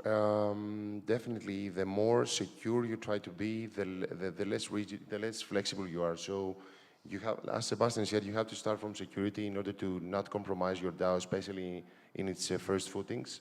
And as you move forward, you fine-tune that balance. So you try to be a little bit more nimble, but sacrificing a certain part of security in the way. And yes, we're still exploring and trying to find out what the best balance is. And it cannot always be the same. So even if we find it today, it might not work in a couple of weeks, couple of months. So this is always a dynamic relationship that you have to be able to grasp and try to sense within a DAO. So if need be, you need to adjust your security because it's above all, and be as nimble as you can in order to be functional. Yeah, I think token voting in general, I think we talked about this yesterday as well, like has created issues, and there are different sort of ways to solve it. I do think, like, again, we are there to provide the on-chain tools. A lot of it is about just org design and managing your DAO internally, like having those procedures of how you make decisions and kind of thinking through them deeply. And I think, yeah, I mean, having sort of sub-DAOs and like delegated decision-making to like experts within the organization helps to, it kind of saves you from whale influence in a way, saves you from potential like, problems with like buying votes and stuff. But I do think that a lot of it, as we kind of always try to say, has nothing to do with, blockchains. It's more about just figuring out how you structure your organization, same as like different, traditional companies are facing that issue. I think as more DAOs are kind of growing, they're figuring out the same problem. And I think like for us, the best thing is, kind of DAOs like Grape, where they actually test a lot of stuff. They test different structures, they test different tools.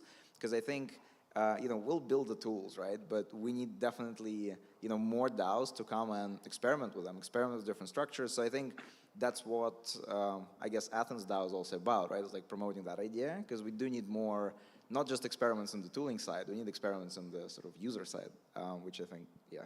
I fully agree. I don't feel like I'm building tools for you. It looks like I'm following you. Just, I'm learning from you, and then I'm trying to help you. This is how I think about it, right? Because it won't come from us, right? The DAOs have to figure out themselves, because everyone is different, and this is why I really love, what Grape is doing, right? I think AthensDAO, getting us together, I'm really grateful, right? Because, the Agora thinking is already so many cool ideas, right? I don't want to spill the beans, but just wait for the demo day. Yeah, I mean, Grape definitely has been an inspiration for everybody building anything DAO related on Solana, for sure, right? Because, yeah, you guys been experimenting so much with all those different modes, and you exposed so many potential issues as well, right? That we were like, we couldn't even think about it, and we were looking at Grape and saying, okay, so this is the problem. Like, conversation about governance fatigue, right? And things like that. It eventually brought us as well to the whole idea, okay, we need roles from the get-go, really. So moving forward, okay, Grape is here, Grape is great. Grape is following their own model of sorts, trying to experiment with different stuff. And we are all experimenting, obviously, trying to provide different tools. But within these frameworks, let's say, that we are trying to introduce for now, like which of the three directions covered in the name of what we are doing do you think is taking the lead? Like, is it decentralized, is it autonomous, or is it about organizations? That's a good question. I think like the easy answer is like every DAO decides for themselves, right? Like I do think, however, that there will be a kind of a good template as we kind of learn from experiences of different DAOs, that you probably need to prioritize one of those things in different sort of timelines of your development, right? Like at some point, like when you're starting out, it maybe helps that you're more centralized, right? Because you can get more things done. But I do think like, yeah, I think you need to prioritize all three, but then potentially in different times. And I guess the end goal, right, which is kind of maybe it's a utopia, we don't know, but is to get to a place where they're all three kind of existing in the, in the same proportion. I don't like the word DAO. I prefer Nobody does. No, really, I think that we kind of unfortunately stuck with that name. And we are trying just to put many different things under the same umbrella. And then I see like, when like religious fights, what DAO is, what is not. I think that's just bad. But I mean, for now, we have no better name, and kind of everybody, it clicks. You say, this is DAO. And in fact, this is like, in realms, we didn't have the word DAO before. It was just all realms. So you created a realm, not a DAO, but then people were asking, okay, what's realm? And then we're explaining realm, you said DAO. Okay, right. Now it makes sense. So the decision was, okay, let's create DAOs. Did you have this problem with squads? Sorry? Did you have this problem with squads as well? Yeah, I mean, like it's always a problem to just understand like what's the messaging for these things, like how you name them, right? Because like it's really hard. Like it takes me a while sometimes to explain that a squad is not a DAO, right? Like it's a team level consensus layer focused on smaller groups making decisions together and managing stuff. And even that like still causes a lot of confusion. Like getting to that place with potential users or just people interested is a huge thing. And like it doesn't help that we constantly like there's new players in the space trying to kind of like say, okay, now this is a DAO. That like everybody's trying to say, okay, what we're doing is a DAO. And I just think like we all need to agree, kind of like what Sebastian says, like it should be a really vague and wide definition. I think this is how we. I also heard that ex-NFT guys now call it WOW or something, right? Not that. Yeah. Okay.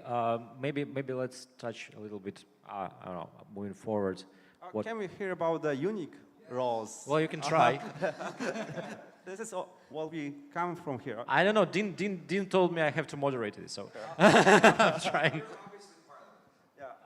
Yeah. I mean, we like I said, we've came across this problem from the very beginning because we kind of wanted to have those clubs that can do things right in the first place. It's not about that much about like purely governing or whatever. It's about getting things done. So, like I said, Grape was a lot of help, showing those potential, weak points. So we introduced roles from the very beginning, basically, and they're going to be in the beta as well on public, on the DevNet and the mainnet, where you have founder role, you have member role, you have potentially manager role as well. But we are trying really to go, just like you're saying, right? No organization, even in the real world, is the same, right? They all have different rules, they all have different hierarchy, different processes, and so on.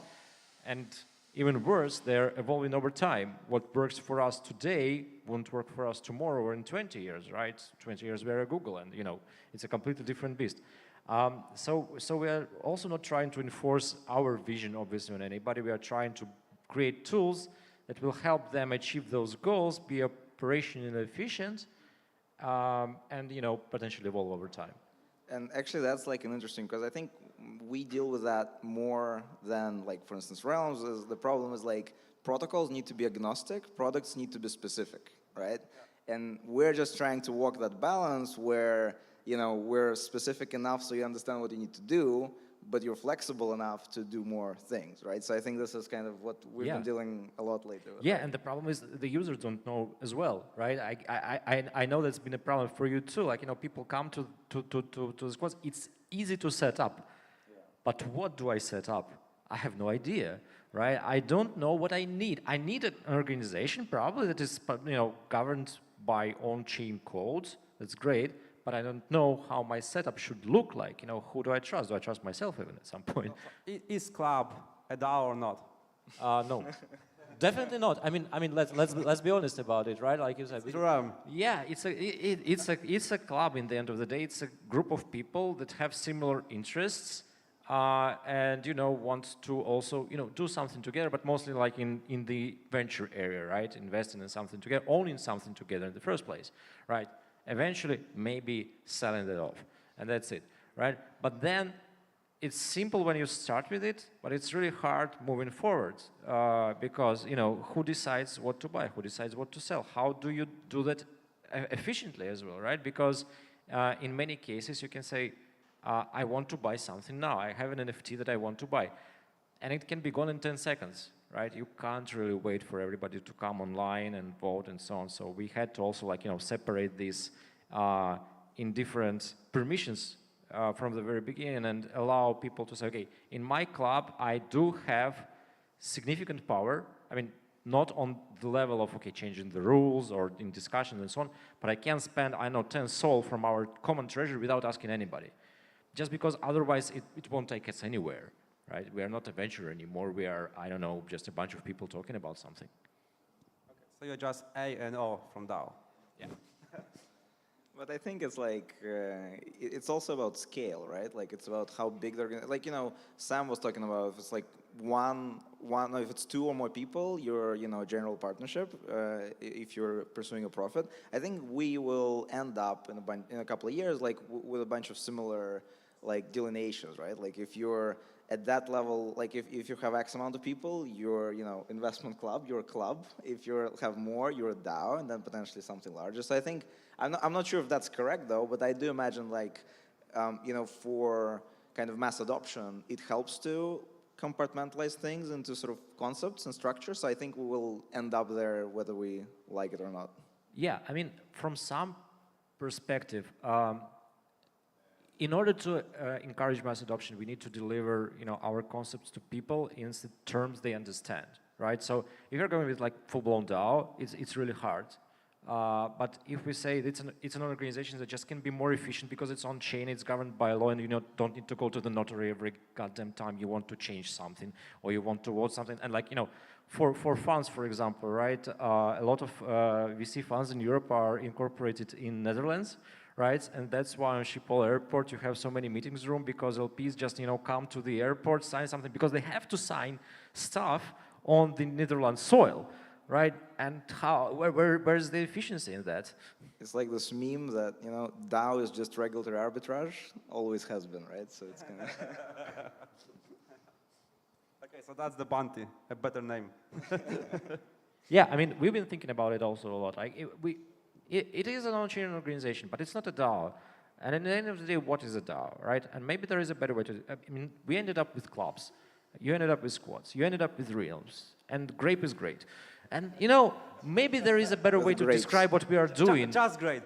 Yeah, just Grape. And that's it. We all know what it is, right?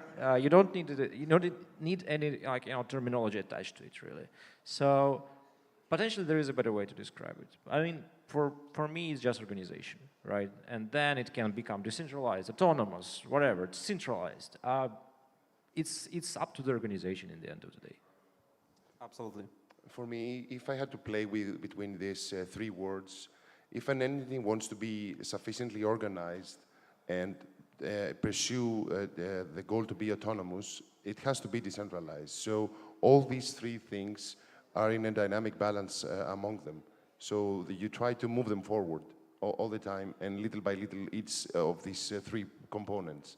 So if in order to be autonomous, you don't have to rely on the same guy to, put forward the proposals. You have to inspire or bring out or find out, discover or attract new people to get things done.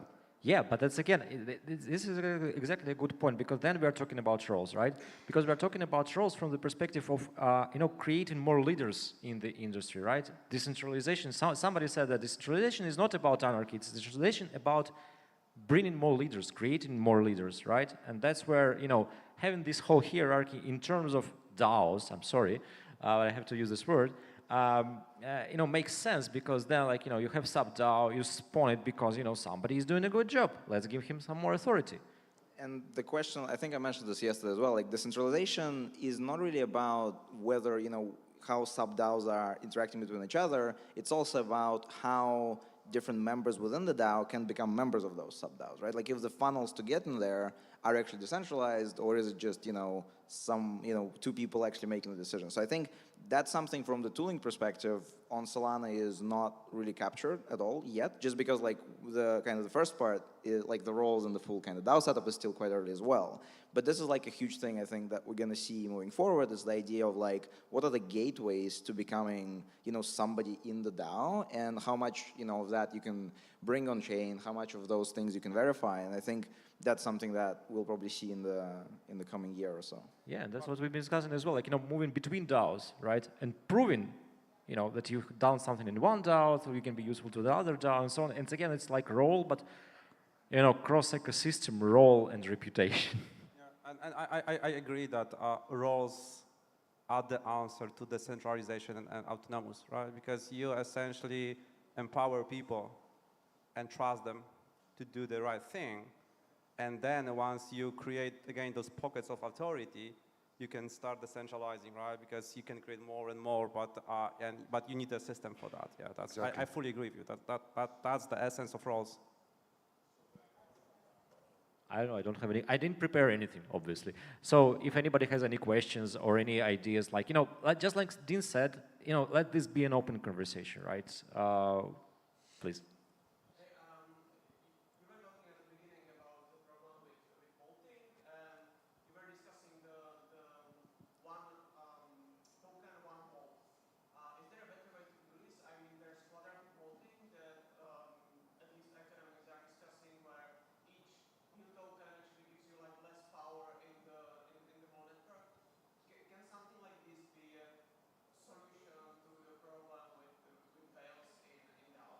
And can I actually ask, can I add to the question, probably to Sebastian, is it possible to do quadratic voting on-chain?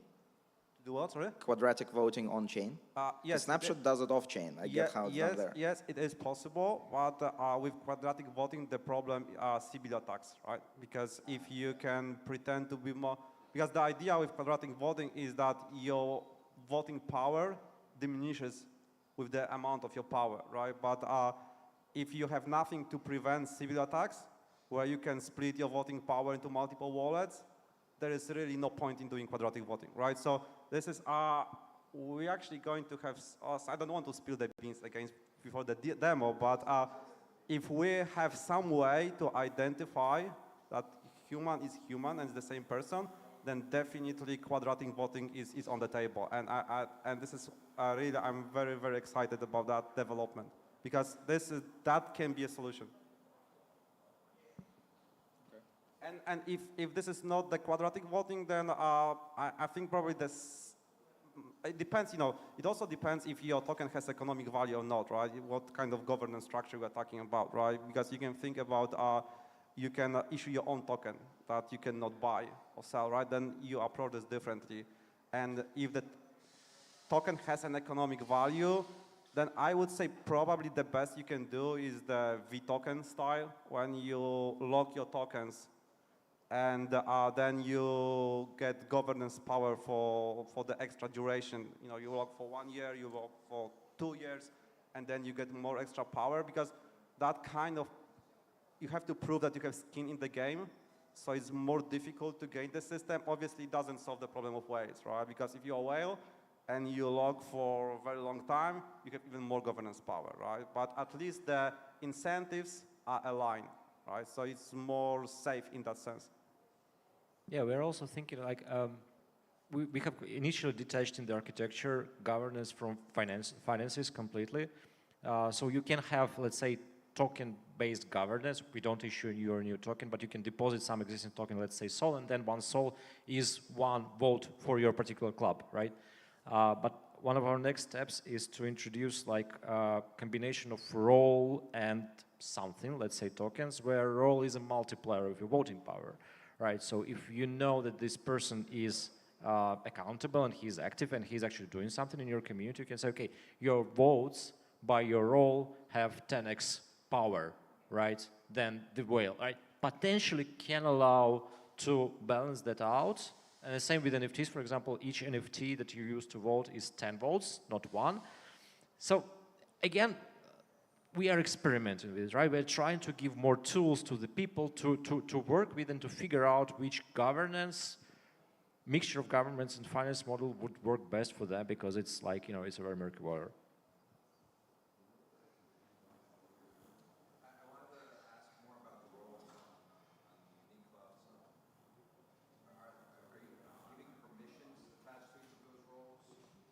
So you mentioned the founder role, the manager role. Are there permission groups? You know, what are the different, you know, variables attached to each role type? Yeah, for now they're like predefined roles, right? So basically a founder can whitelist new members, can create proposals, can veto proposals as well.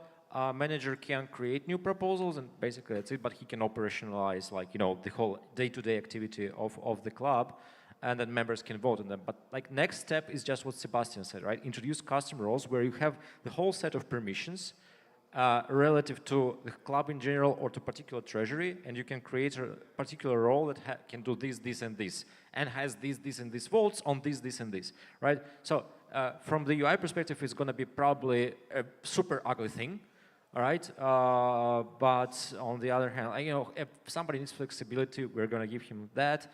If, you know, you want just to get something working, we're probably going to introduce a lot of templates for different cases. I also have one question for all, you know, everyone. I think it's less relevant for Grape.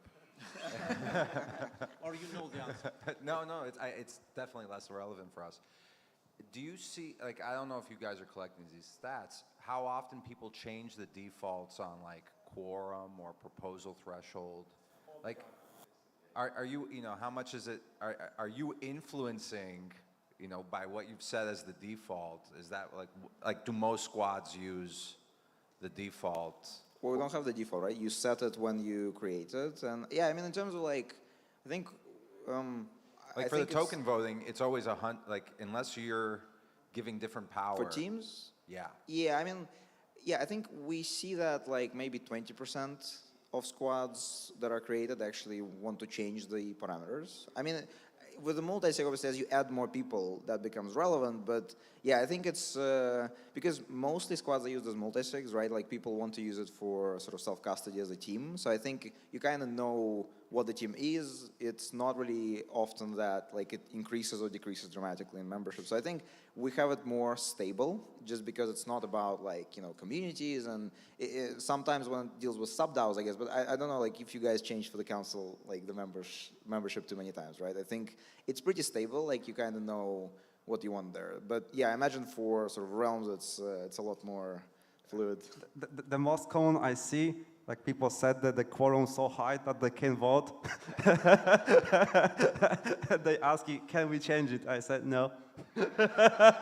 This is why I always start with the council. I mean, this is like, you know, if you're familiar with SPL governance, like the council is the safety net, right? Because you can get very easily the quorum wrong, right? And if you put any assets like tokens, NFTs, or whatever your DAO owns, and you set the governance parameters in a way that you cannot vote, it will be lost, right? I cannot do anything about that. I can help, right? So this is why we have the council, and really the job of the council is to find exactly the governance structure parameters, right? And this is what I see happens all the time.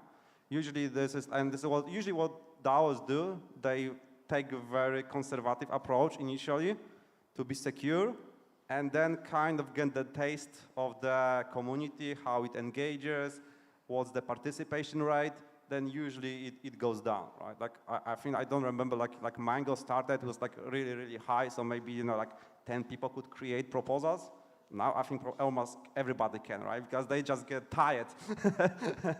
and this is why they lower that. So I think generally the trend is start high, restrictive, very conservative settings, and then slowly adjust it to a level when more and more people can participate in governance.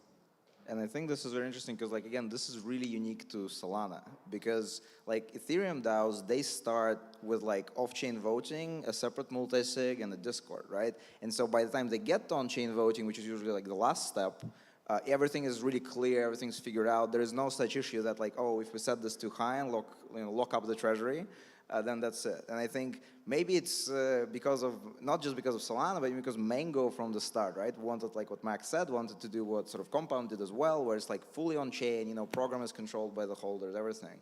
Maybe that kind of set the trend for, you know, Solana DAOs being really like on-chain based, which I think is really good. Like, I think if we're starting there, maybe it's initially more complicated. You need to like do more knowledge transfer, and more hand-holding, but eventually it will all make us stronger, more secure.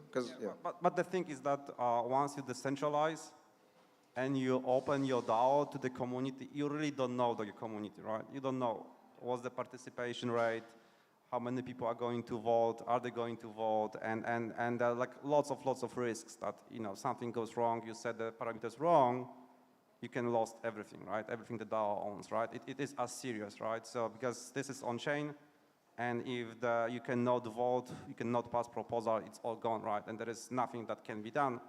And there are dead DAOs like that on realms. And that actually is... There's no upside for you to be like restricted. You should be as, you know, low on quorum and low on proposal threshold in the beginning.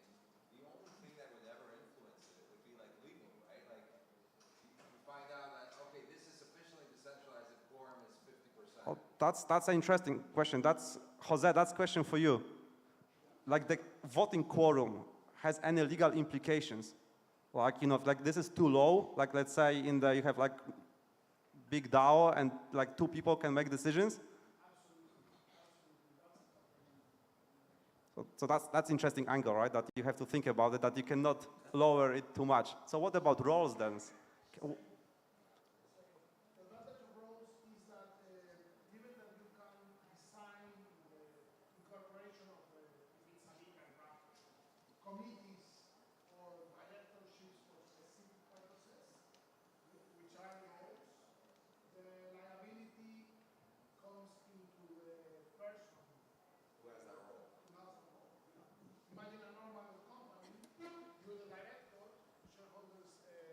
Give you the resources, the money, and then you commit fraud.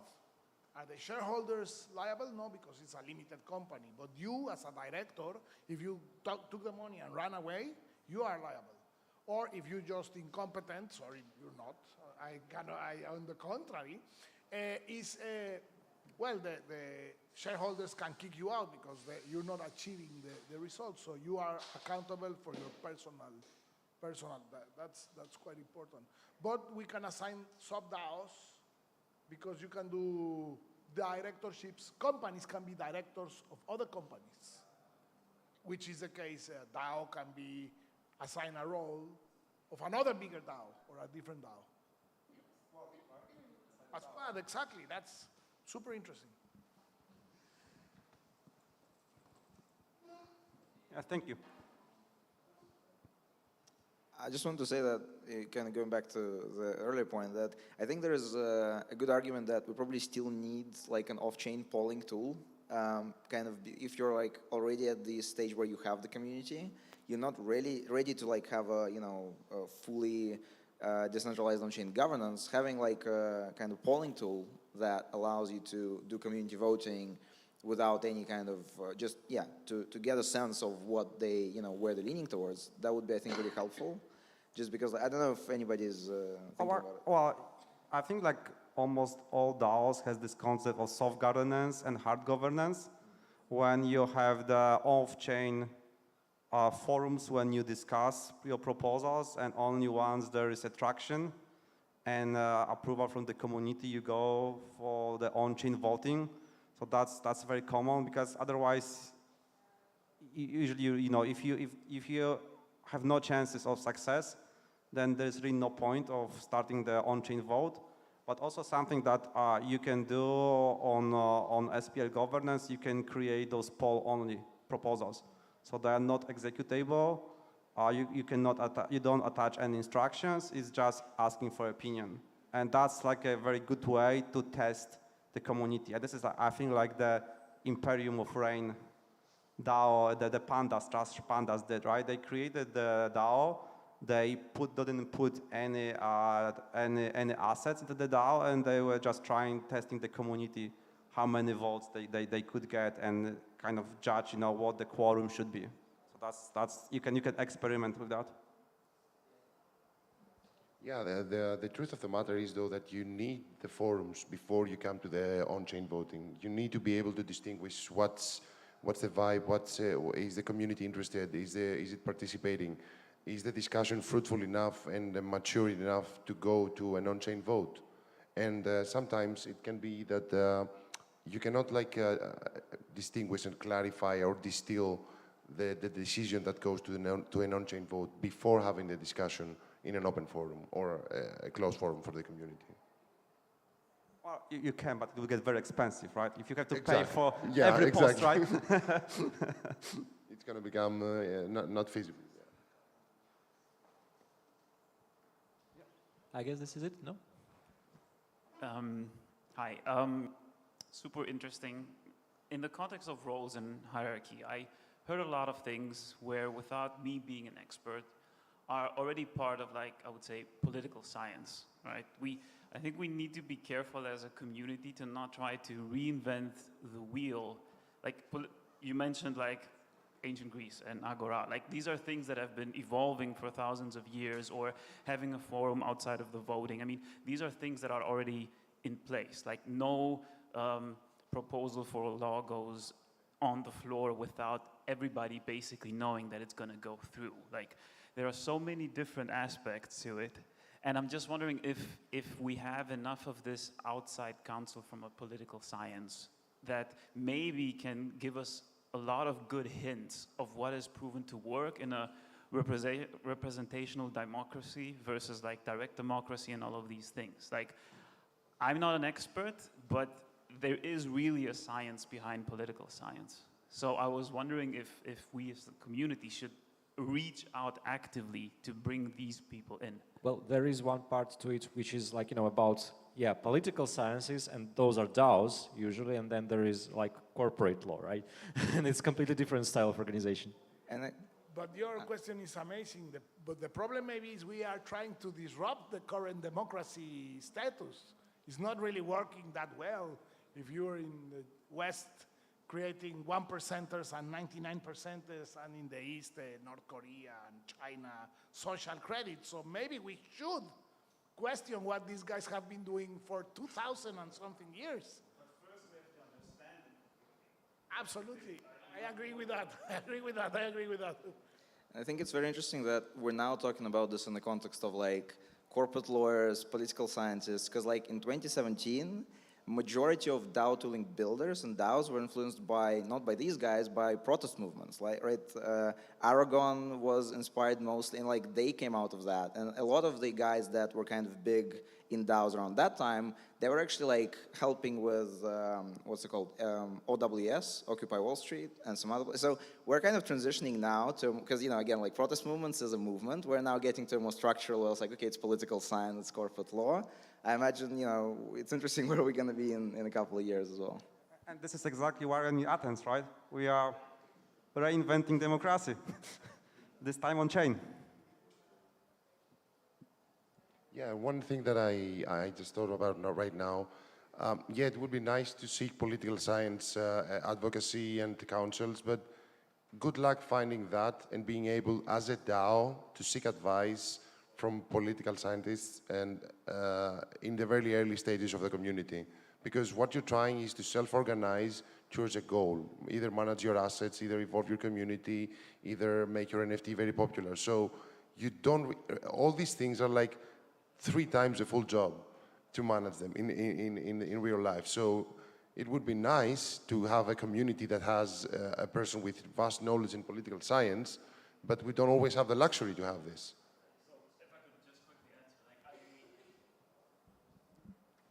Thank you. I definitely agree, and I don't see it at the level of an individual DAO, but, and this is just thoughts that I'm having now, but is creating your own governance in your DAO something similar to like engineers call like roll your own security? Is that something that actually should be done by each and every DAO because of all the risks and everything that we discussed? So there is a fine balance there between a DAO doing its own things and the risk that maybe it doesn't even know, and that's where things like the frameworks make sense.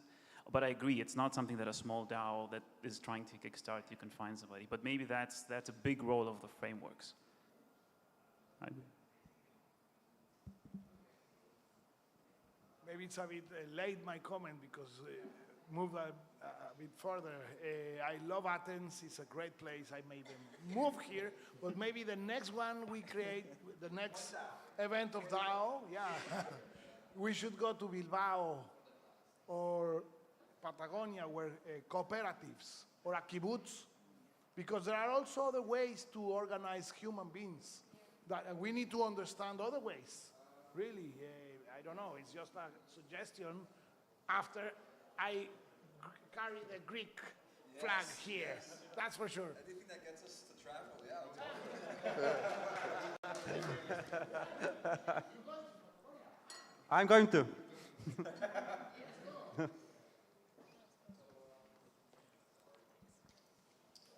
One thing that I was thinking about after this conversation and the one that we had this morning about legal was, I kind of had this feeling after the conversation this morning, well, what are we going to do? You know, yeah, it's all doom and gloom, it's all shit, but what are we actually going to do about it? And my background is in gaming, and we went through a process in 2015, 2016, 2017 that involved changing the law in American states to effectively legalize sports betting. And we changed the law in 22 different states. So it's possible, but it needs coordinated effort. And I was really left this morning with that feeling of, well, who's doing this? And what are we going to do? And I was wondering, you know, maybe we set up a DAO for, you know, Dean and Stepan and, you know, all the sort of core contributors to come together with lawyers where we all put money in and say, well, let's start those conversations now. Because our experience at FanDuel was you can try and have those conversations when you're small, but nobody takes the time, nobody's interested, nobody tries to understand what you're talking about. People are like, oh, it's just fantasy sports. We don't care. Go and do your draft or whatever. I don't care. And then it was only when we started spending hundreds of millions of dollars on advertising that the AGs stood up and went, oh, we're going to make some money out of these people, so let's talk about consumer protection and state taxes. And it was then that they wanted to have the conversations. So what can we be doing now while we're still small to put things in place to prepare for that? Well, we need to check where Imon is, because he said, yeah, he wants to put together a DAO, right? That's going to be basically trying to define what we need. And that's definitely one of those things we need. And that's what we've been talking also like between us for several months now. We need a coordinated body basically within Solana platforms working on DAOs to actually streamline our efforts. And Ethereum, like let's all and Ethereum, join of together. Course. The Yeah. bigger the better, right? Yeah, Dean, please call Ethereum. Anyway, yeah, that's definitely one of the things we need to do. That is the essence of our talk in the morning. Take action. We're still out of jail. We have to do it. We're late. We're late. Stay out, you know, Yeah. you can prevent going into jail. Now Yes. it's like, no, do everything you can before they grab you. Exactly. Oh my God. Exactly. But this is, we have to do it. Nobody else will do it. Well, we feel incentivized, yeah. Yeah. Yeah. And at the end, spending millions in advertising is one way, but at the end, all the politicians want votes. If we can talk to the community and say, well, if you vote, if you do this, my community is gonna vote for you. It's not necessarily cutting corners, but it's a more direct route to everybody, and let's find where are the communities more sensible and say, hey, all of us, we need this, we need that, and here is very interesting place. Here is very interesting place.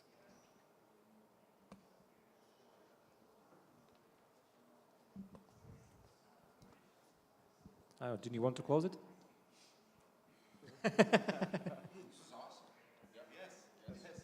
We Thank can you. continue this conversation. Yeah, let's go upstairs. Thanks, everyone. This has been great. Thank you very much. Thank you, everybody.